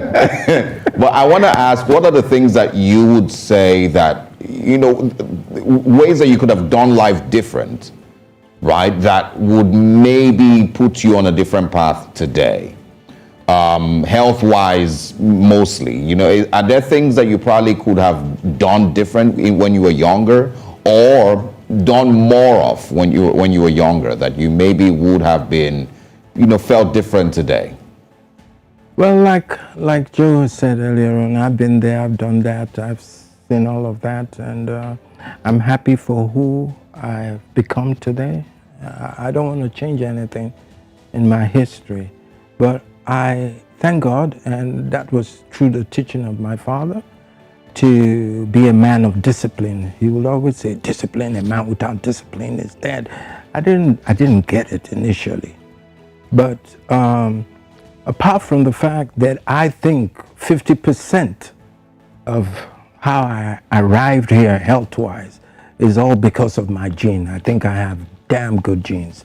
My grandfather on my father's side lived till 106. My father lived till 99. My mom lived till 100. My father on my mother's side lived till 110. So there it goes. But I do not take those things for granted. I don't take my genes for granted. So I exercise frequently. I watch what I eat. I watch the people I hang with. I make sure they're, you know, they're very, very positive, forward-looking kind of people. And I cherish young people because there's a lot to learn from them. And I've been privileged to meet some exceptional, outstanding Nigerian youths who I've learned so much from. So if you put all of that in the mix, I think I'm doing pretty good, if I say so myself. Absolutely. Absolutely. Well, you've also been dubbed the president of frustrated Nigerians. Because I'm frustrated. Let's talk about the just concluded politics and the youth participation. What's your take on it, especially what just took place in February? How do I describe the mood? Remember when Diane died, Princess Diane? You remember the year? It's been so long. 19. Anyway, yeah, John. I was in Ghana when that happened. And what overwhelmed me was people's sympathy, empathy about this princess. Uloyibo, the Caucasian, all the way in Britain, London, had nothing to do with Africa. But it seemed like the world was mourning for this princess. That's exactly what happened in Nigeria. After the 25th of February election, it was like we were speechless. After spending over 300 billion, after all the reassurances that was given to us, this is the best they can do. And I've never seen Nigeria so divided. I've never seen this kind of violence in my life. And for me, I was paralyzed, virtually paralyzed for a couple of days. Why? Because ever since, I've never remembered any day that I stood behind somebody and I'd say, that's the person. That's the person we should have. That's the person I support. I was never involved in politics like that. And then it looked like my dreams, everything was crushed, because I can't imagine me living in any other country than this country. And I can't imagine anything driving me away from this country, regardless how bad it gets. So it's for me to do all what I can possibly do to create the environment of my dream where I can feel at home. I won't need to look over my shoulders, and I can be part of this one Nigeria. So I felt very betrayed. Like I said, even before that, I don't want to get too emotional talking about politics, because it aches me that that even the Stockholm mentality that I'm seeing right now with some people whose mumu is a family inheritance. I used to say, I've always maintained that the salvation of Nigeria lies in the hands of its exceptional people. Who are those people? They're the youths. I believe so much in them. I believe if this country will ever change, and it will change, that is the youth who are going to fix it. So I'm sort of hopeful, because what is man without hope? I'm hopeful that some miracle is going to happen. I'm hopeful about my dream of a new Nigeria. I'm hopeful because now I can see that there's some rise in consciousness with this youth who I believe so much in, that can rescue us. So, okay, back to you.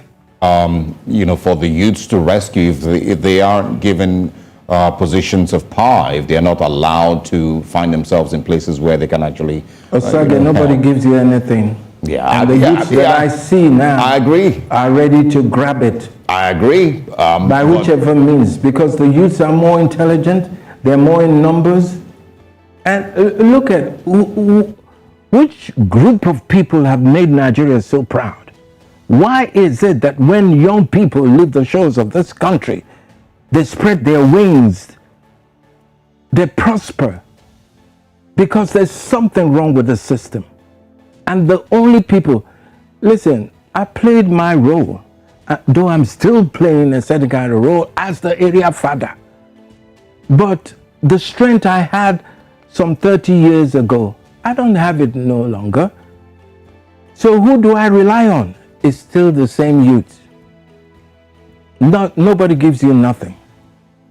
And it will come to a stage, it's do or die. The youth nobody gives you power. Nobody gives you power. No. I'm completely in agreement with you, but people would also argue that you need to love Nigeria enough for you to get to a do or die stage, and be willing to fight with everything that you have, including your life, for a better Nigeria. But he who is down needs fear no fall. I mean, if I cannot jackpot, I don't have anywhere to go. I'm pushed against the wall. What do you think? I mean,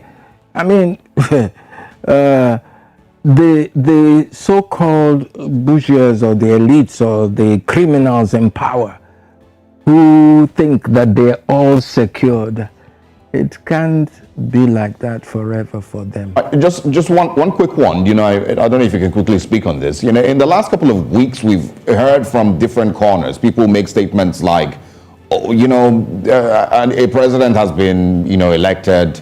Let it go. Pray for a better Nigeria. Let's support whoever it is that has been elected. No need to be going to court and be wasting time.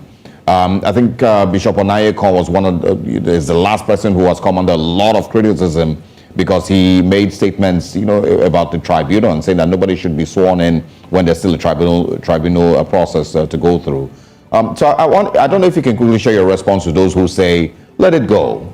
Someone has been elected. Let's pray and support him. Let it go. That's a lot of BS. It stinks.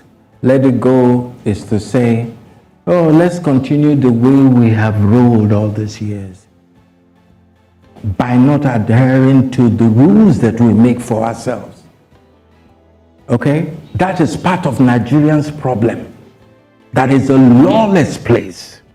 So when we have a lawless election, that was not an election but a selection, and you say let it go. So the one that you selected, on what is he going to swear about? To follow which rules? Is it the one he makes himself? Or the one that guides everybody? So let it go. It's a very dumb ass shit to say, because you're still saying, forget, okay, somebody has managed to steal my things. Somebody comes and takes your wife, sleeps with your wife, and he tells you let it go. If now you go agree, you where they ask me question, you go agree, let it go. On what grounds? I'm sure this conversation can get even more, I'll put it that way, heated as we move further. But because of time, I want to say thank you so much for coming. But before you go, one last question.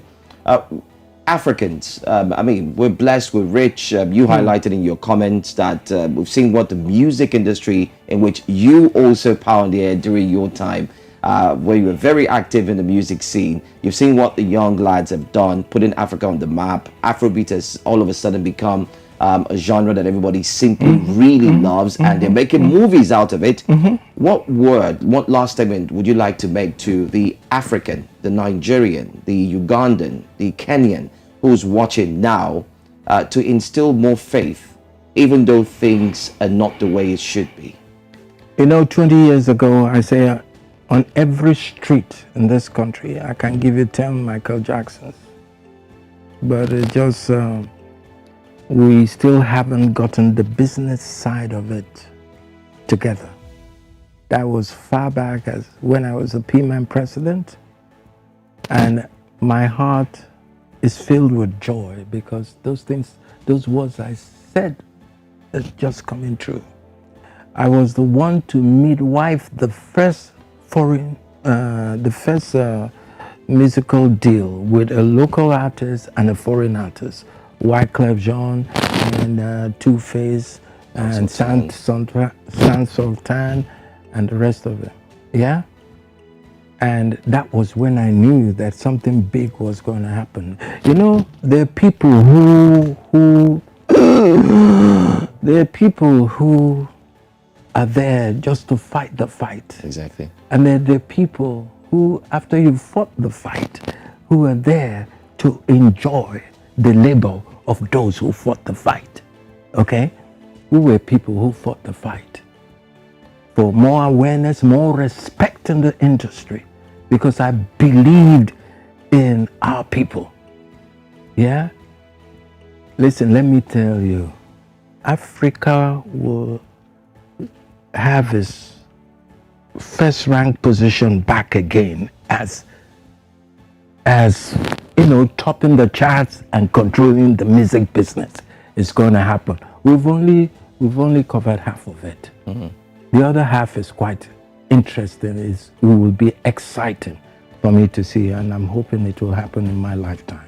We hope so too, and we keep our fingers crossed, of course, and keep that followed up with a lot of hope and prayers. Thank you so much for joining us. Thank you for having me. It's been a pleasure having you here. Osaoge, unfortunately, you couldn't take that handshake. I'm taking it for you, maybe after the show. But it's fine, it's fine. Thank you so much for joining us. That's all on the program for today, Breakfast Central. It's been a heated conversation, no doubt. I must say, I apologize if words and languages were used and it didn't go down well with you as well. Thank you so much for doing that as well. Osaoge, over to you. We're going to be back here again on Monday morning, of course, to continue with Breakfast Central and sharing with you the biggest stories across the continent. Thank you so much for being with us all through the week.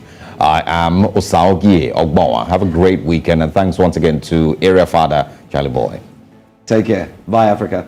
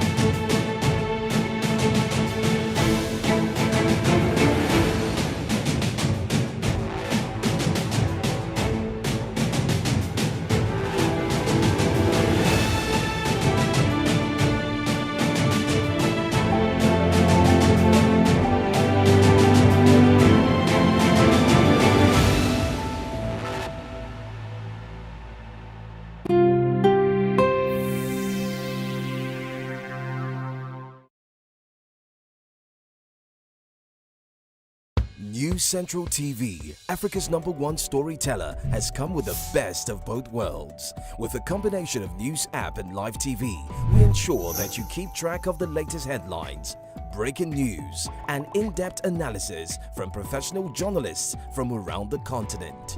Download the News Central TV app on Android and iOS and get started today. Don't forget to follow us on News Central's social media platforms. News Central, Africa First.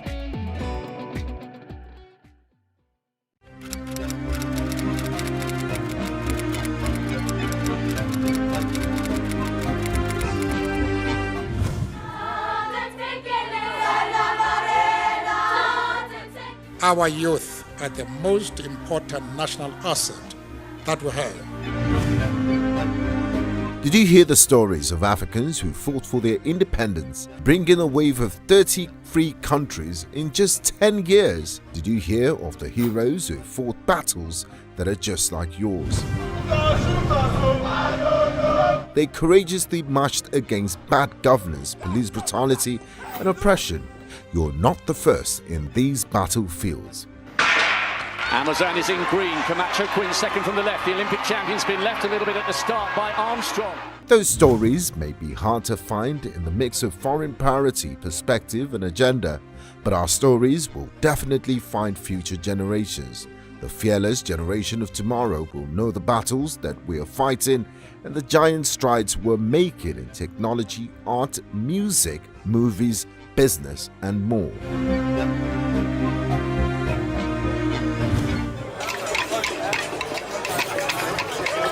They will know our wins and losses, our stories, and the influences of our evolving and diverse cultures.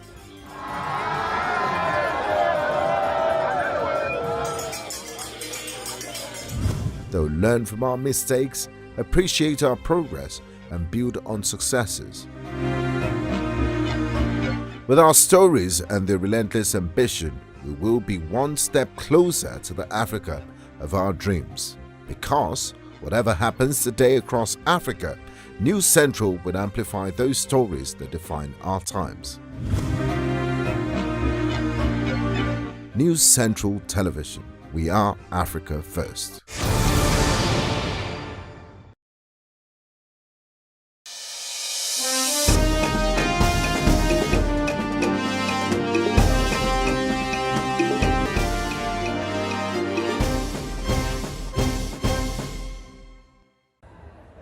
The biggest weekend for pop culture, superhero, and fiction fans has been moved to Cape Town for a 4-day festival at the CTICC.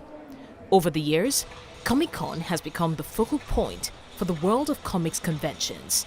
The event continues to offer the complete convention experience, a giant exhibition hall topping over 460,000 square feet in its current incarnation, a massive programming schedule, close to 700 separate events in 2014, featuring comics and all aspects of the popular arts, including hands-on workshops and educational, as well as academic programming like the Comics Arts Conference, anime and film screening, games, and the awards of the Oscars of the comic industry, a masquerade costume competition with prizes and trophies, an autograph area, an art show, and portfolio reviews, bringing together aspiring artists with major companies. Well, I think it's definitely long overdue. We have had such a big community here that has gone unnoticed for years. And then when Comic-Con first came to Joburg, I think that was like the first kind of like realization of just the extent of the community here. Comic-Con Cape Town, the festival to geek out, where you get to embrace being yourself, regardless of your cultural background, physical ability, or personal identity. A self-expressive festival where you can experience the best in pop culture and enjoy a tangible experience of your favorite fandom. They are the window into South Africa as it is, the culture in there. Having characters is like having a mascot that speaks of where he comes from, he or she comes from.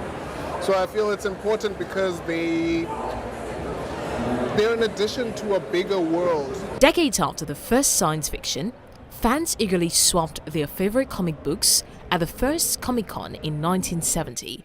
The festival has grown to become the mecca where thousands of pop culture fans gather to celebrate and engage with different illustrators and creators. I want multiple reactions to it.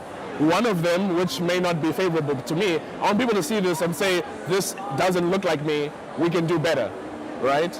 Absolutely, I want them to be like, this is more Black American, you've absorbed some stuff from Western comic books. The 4-day festival focuses on all elements of pop culture and brings international and local comic artists, film and TV celebrities, and cosplayers to South African shores, where they meet fans, sign autographs, and have photo ops. Pop culture is growing rapidly in South Africa, and the standard of their cosplay is world-class. Packed with championships, competitions, super show specials, product launches, workshops, panels, Q&A sessions, screenings, activations, and many more. She is a political superhero, non-violent. One of the most difficult things to write because superheroism by nature is a violent genre. But within this, I was inspired by the people I went to university with, by these protests and movements that asked for political change that didn't incite violence, right? And by the women that I was inspired by, I had to tell their story in a way that I knew how, and it was through comic books. Comic-Con Cape Town, in collaboration with Thankon, will provide fans with the opportunity to meet and engage with local and international illustrators and artists, as well as get their hands on comics at the CTICC.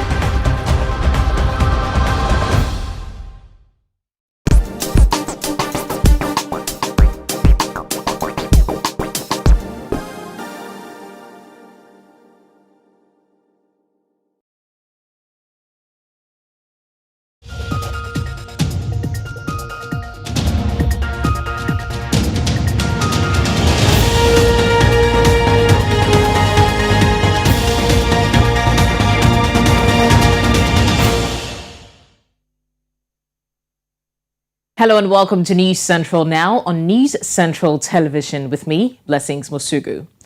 The news at this hour begins in East Africa, where a special representative for Sudan's army head, Abdel Fattah al-Burhan, Defala al-Hajj, says the government of Sudan intends to end the current conflict in the nation shortly. He made the remark during a press conference held at the Sudan embassy in Addis Ababa, the capital of Ethiopia. Al-Hajj revealed that diplomatic efforts to resolve Sudan's more than 2-week-long civil conflict have stepped up as concerns about a dire humanitarian situation there grow louder. To Addis to meet the chairman of the African Union, also to meet His Excellency Prime Minister of Ethiopia and the President of the African Union. I have met them all and I shared with them our views and opinions. I assured them that shortly the government of Sudan is going to put an end to this rebellion, and I assured them that we are keen for the stability, the peace in the region. I have emphasized one fact among other facts, but more importantly, I explained that all authorities or countries or media should distinguish between the legal authority in Sudan and the rebels. These two should not be equated to each other. And they have expressed their full support for this understanding, and they said that they support the legal government, the legal armed forces of Sudan. I have said it, when there is a rebellion, then the legal authority have the full right to use the military means to put an end to that. Rwanda's Prime Minister Edouard Ngirente has urged the locals to remain strong as they grieve for their loved ones after floods and landslides left at least 130 dead and thousands homeless in the Rubavu district of Rwanda. The Prime Minister made the remark while attending the burial service of the victims of the flood, where he noted that authorities will continue to ensure that survivors of the disaster have shelter and basic needs. According to Rwanda authorities, the floods that began on Tuesday evening have destroyed more than 5,100 houses and impacted an additional 2,500. Now, some of the survivors of the disaster spoke about their experience. maze kutugwaho amazi araduterera twese buri wese ajya yamaze amwerekeje nagiye kwibona nge nibona muri cya giti kivoka narindi gushaka kugeramo mbona nimwo amazi yanjyanye njya hejuru mu matabi umya guhamagara ndi kuvuga ati abana banjye bari hehe nyina bose nzi ko byarangiye nyuma y'iminota nka 30 numva nawe ari guhamagara ngo mbese nta muntu numwe warokotse amubwira mbese uri he nawe yamutembanye afatwa n'igiti cy'ipapayi namubwira ati gikomeze abandi bo byarangiye bona nyine sebe iraje maze kuza ngombwa ko ikibomoka ko yararyamye hasi afite n'ubumuga uhita umusohora nta kundi rero twari kujya kumutabara ko yamusohoye saa 9 z'ijoro nta kundi twari kujya kumuvana maze mwihangane kandi leta irabafasha uko ishoboye kose turashingura bigendeye nta kundi byagenda ubwo ariko nibura abasigaye nabo ndagira babwire ko Perezida Afrika rumwe mubabwire ko abasigaye turaba hafi dushoboye tubashakira imibereho abakomeretse tubavuze hanyuma dukomeze. Now from East Africa, let's go to the West, where a Lagos High Court, southwest of Nigeria, has awarded the sum of 2 billion naira against a New Generation Bank in favor of 2 separate firms as damages for the illegal restriction placed on their account domiciled in the bank. The presiding judge, Justice Rasul Oriyomi Olukolu, described and declared that the restriction placed on the account is illegal and unlawful prior to a subsistent court order. Justice Olukolu also awarded an exemplary damage of 1 billion naira against the bank in favor of another customer of the bank who had suffered the same fate. This judgment comes after 4 months of Nigerians lamenting the number of illegal charges, failed bank transfers, inability to access their account, and failed remittances experienced with some commercial banks in the course of their banking activities. Still staying in Nigeria, the National Assembly has expressed concern over the poor management of airports across the country. The House of Representatives Committee on Aviation, during a public hearing on the state of the nation's airport, urged airport management authorities to ensure that facilities within the airport operate at optimal condition.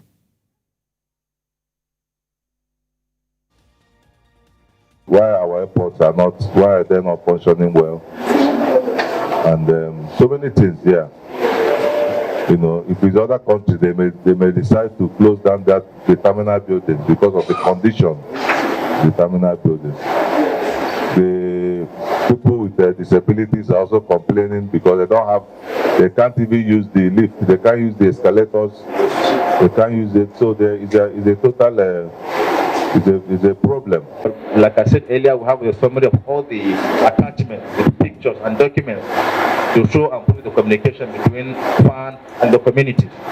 And we have their number. And they meet me many times as we are trying to find a way to help them. We've been helping them.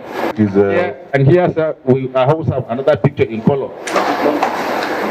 Large holding, this land belongs to FAN. Trespassers will be arrested and prosecuted. P1. All these are there for many years. And this is the pipeline. For anyone to go and buy land there, despite all the signages from 1970s, and the recent ones 5 years ago, 7 years ago, and these ones, I think that's no need for anyone to investigate. You can easily see all the signs and the markings. The Nigerian government has responded to the Senate's request to put a stop to the planned demolition of Aviation Agency's headquarters in Lagos, the country's commercial hub, stating that a few individuals cannot deny the majority of Nigerians the joy of having a befitting airport facility. Niyi Omoniyi has more in this report. For the umpteenth time, the unions in the Nigerian aviation industry have protested against the plan by the federal government to demolish headquarters annexes of aviation agencies at the Murtala Mohammed Airport, Lagos, even after the explanation of the Federal Airport Authority of Nigeria. These areas were marked as the red zone. Most of the residents cooperated, except for a few who ignored and continued erecting their structures in the red zones. The federal government plans to demolish 2 private hangars and their offices to correct the design flaws that have made the newly built $100 million Murtala Mohammed Airport underutilized, a move that has come under strong criticism. The minister should stop the further demolition. That is our position. The minister should stop further demolition. The government is a continuum. Government is a continuum. If you are not there, another person will come and continue from where you stop. Reacting to the directive by the House of Representatives Committee on Aviation for the immediate halt of the demolition, Nigeria's Minister of Aviation Hadi Sirika had this to say. And to give way for better development for what Lagos has become is the gateway. We want to put in hotels there, shopping malls, offices, cinemas, and the rest of it, so FAN can make more money. I'm sure those people that are saying no to it, they don't want to continue to see Lagos Airport the way it is. I'm sure. So for 1 or 2 individuals who will not deny Nigerians 250 million from the joy of having something that we go outside to see. Tayo Ojuri, an aviation consultant, explains further what is at stake. At the time we got the $500 million loan, Chinese loan, to develop the new terminal at Murtala Mohammed with the counterpart funding for $100 million from Nigerian government. It was all set. But the company that was awarded the other side for hotel was not allowed for security reasons to develop that hotel. So what did the government at that time do? They went ahead to develop this new airport, not considering all the challenges that they had that we are now envisaging. The Nigerian government says the demolition of the $300 million existing facilities will ensure that the new one can be used to its full capacity and give Nigerians access to more parking space and better facilities to be enjoyed while waiting to board their flights. Niyi Omoniyi, reporting for News Central Lagos. Meanwhile, Nigeria's parliament has tasked the country's electoral body to embrace technology capable of cleaning out its existing voters' register. This followed a motion of urgent public importance raised by a member of parliament claiming the names of dead and fictitious voters still exist on the register.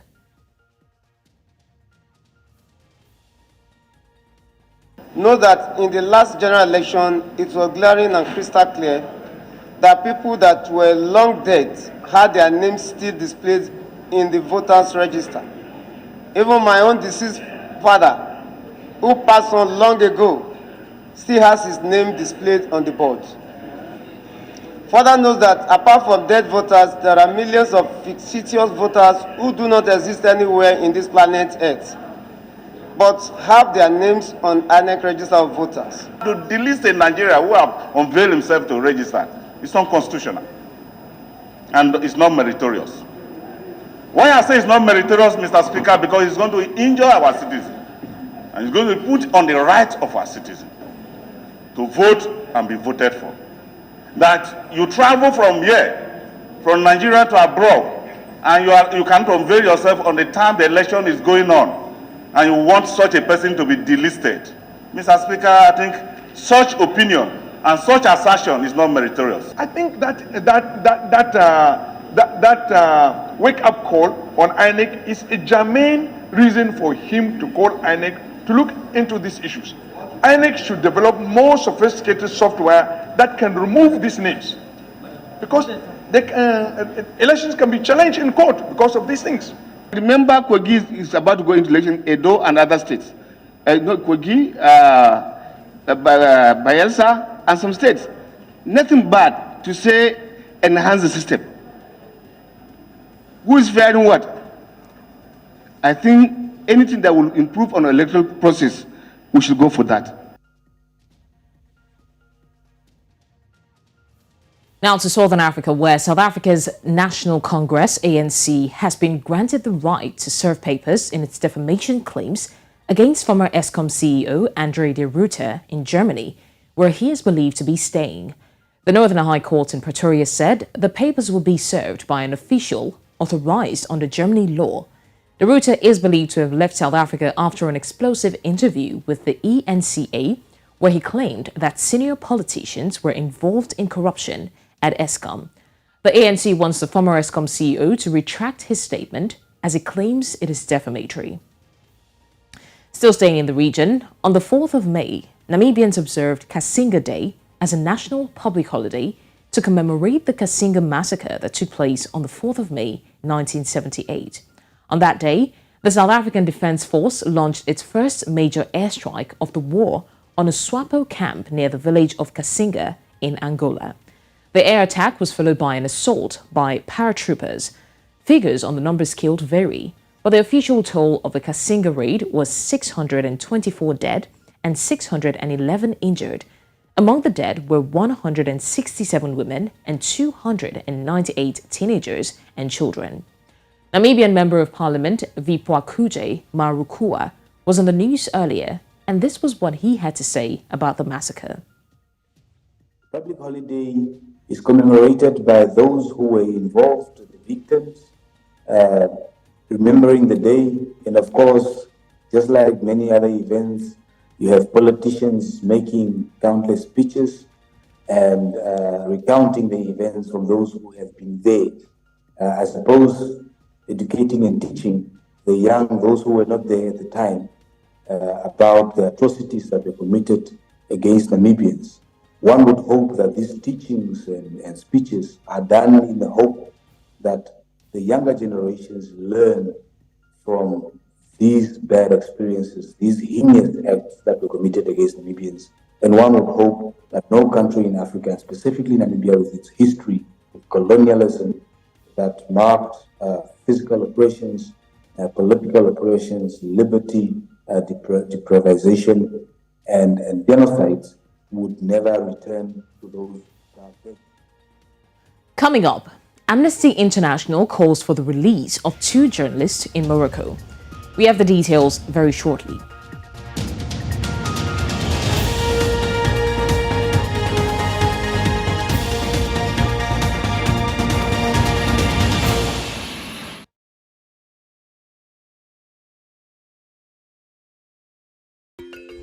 Africa is rising. Again, we hear our sounds echo on the other side. Afrobeat and Afropop reinvented, hip life brought back to life, new energy infused into Kwaito and Kwela. Africa is balling. Every stroke, every shot, every raise, we find our place at the top. Taking the helm of real power, new hopes for democracies. A breed of entrepreneurial tigers, audacious storytellers, and a promising generation raring to go. Truly, Africa is rising. And this is where the stories that define our continent live.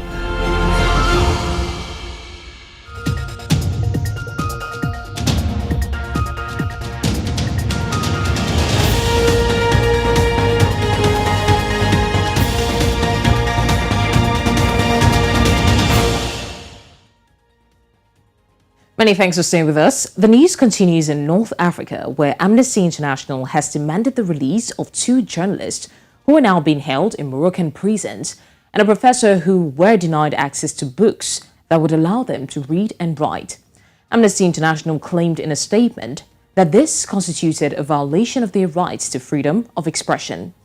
Omar Radi, Suleiman Raisuni, and Taufik Bouatrin, 3 journalists are currently serving 5, 6, and 15-year jail terms, respectively, for sexual assault.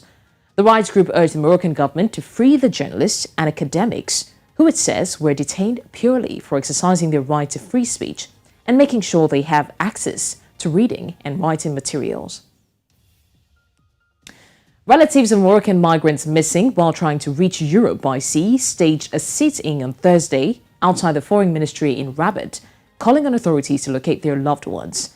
Located at the northwestern tip of Africa, Morocco is a transit country for many migrants trying to reach Europe, often in clandestine journeys via the Atlantic Ocean and Mediterranean Sea.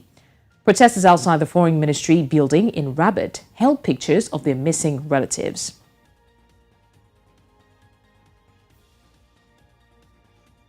Now, African youths have been urged to preserve and safeguard the rich African culture and values at local, regional, and global levels. Stakeholders emphasize the need to explore forward-moving solutions to see the continent thrive within an ever more digital landscape. News Central's Omolola Ololade tells us more.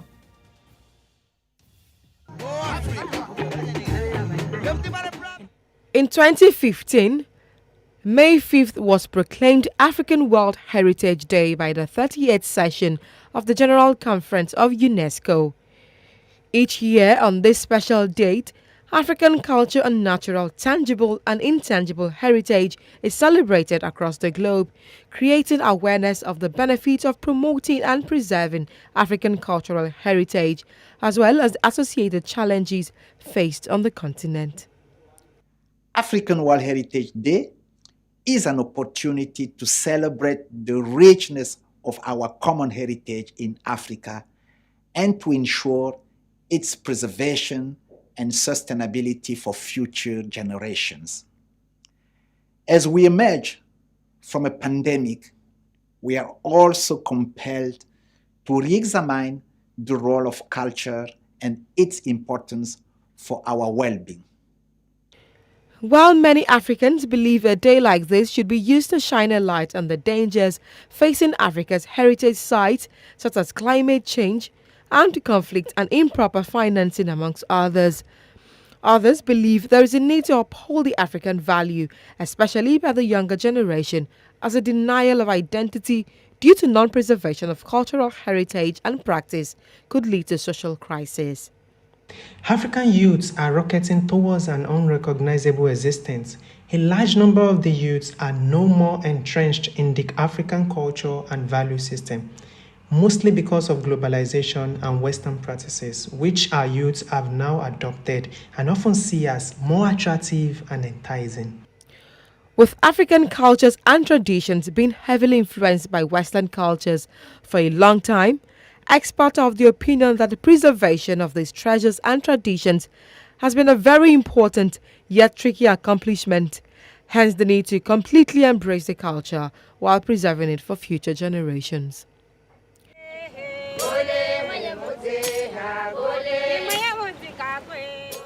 Our youth should embrace our culture and heritage because they are rich in historical and scientific value, and they should rather work to protect it because this is critical to our survival and the survival of the future generations. Custodian of African culture and heritage believes Africans, especially the youth, must embark on projects that will highlight the resilience, opportunities and wealth to be gained from African heritage, as well as explore forward-moving solutions to see Africa thrive within an ever more digital landscape. Omolola Ololade reporting for News Central.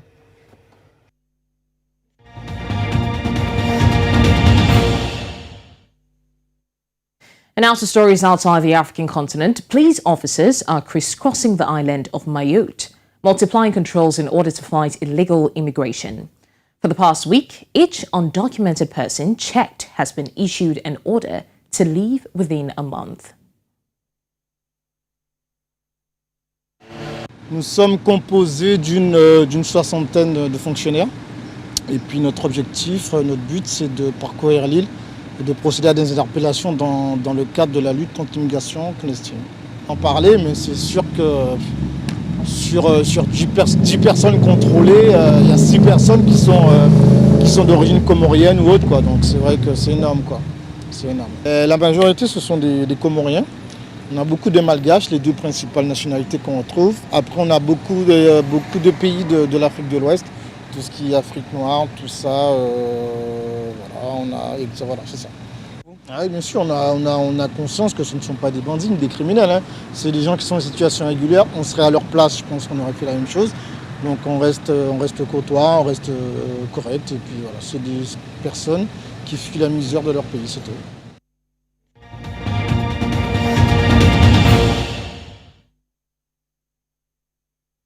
Let's talk business now. In Nigeria, the Niger Delta Development Commission, NDDC, will spend 2.28 trillion naira for its capital and recurrent expenditures.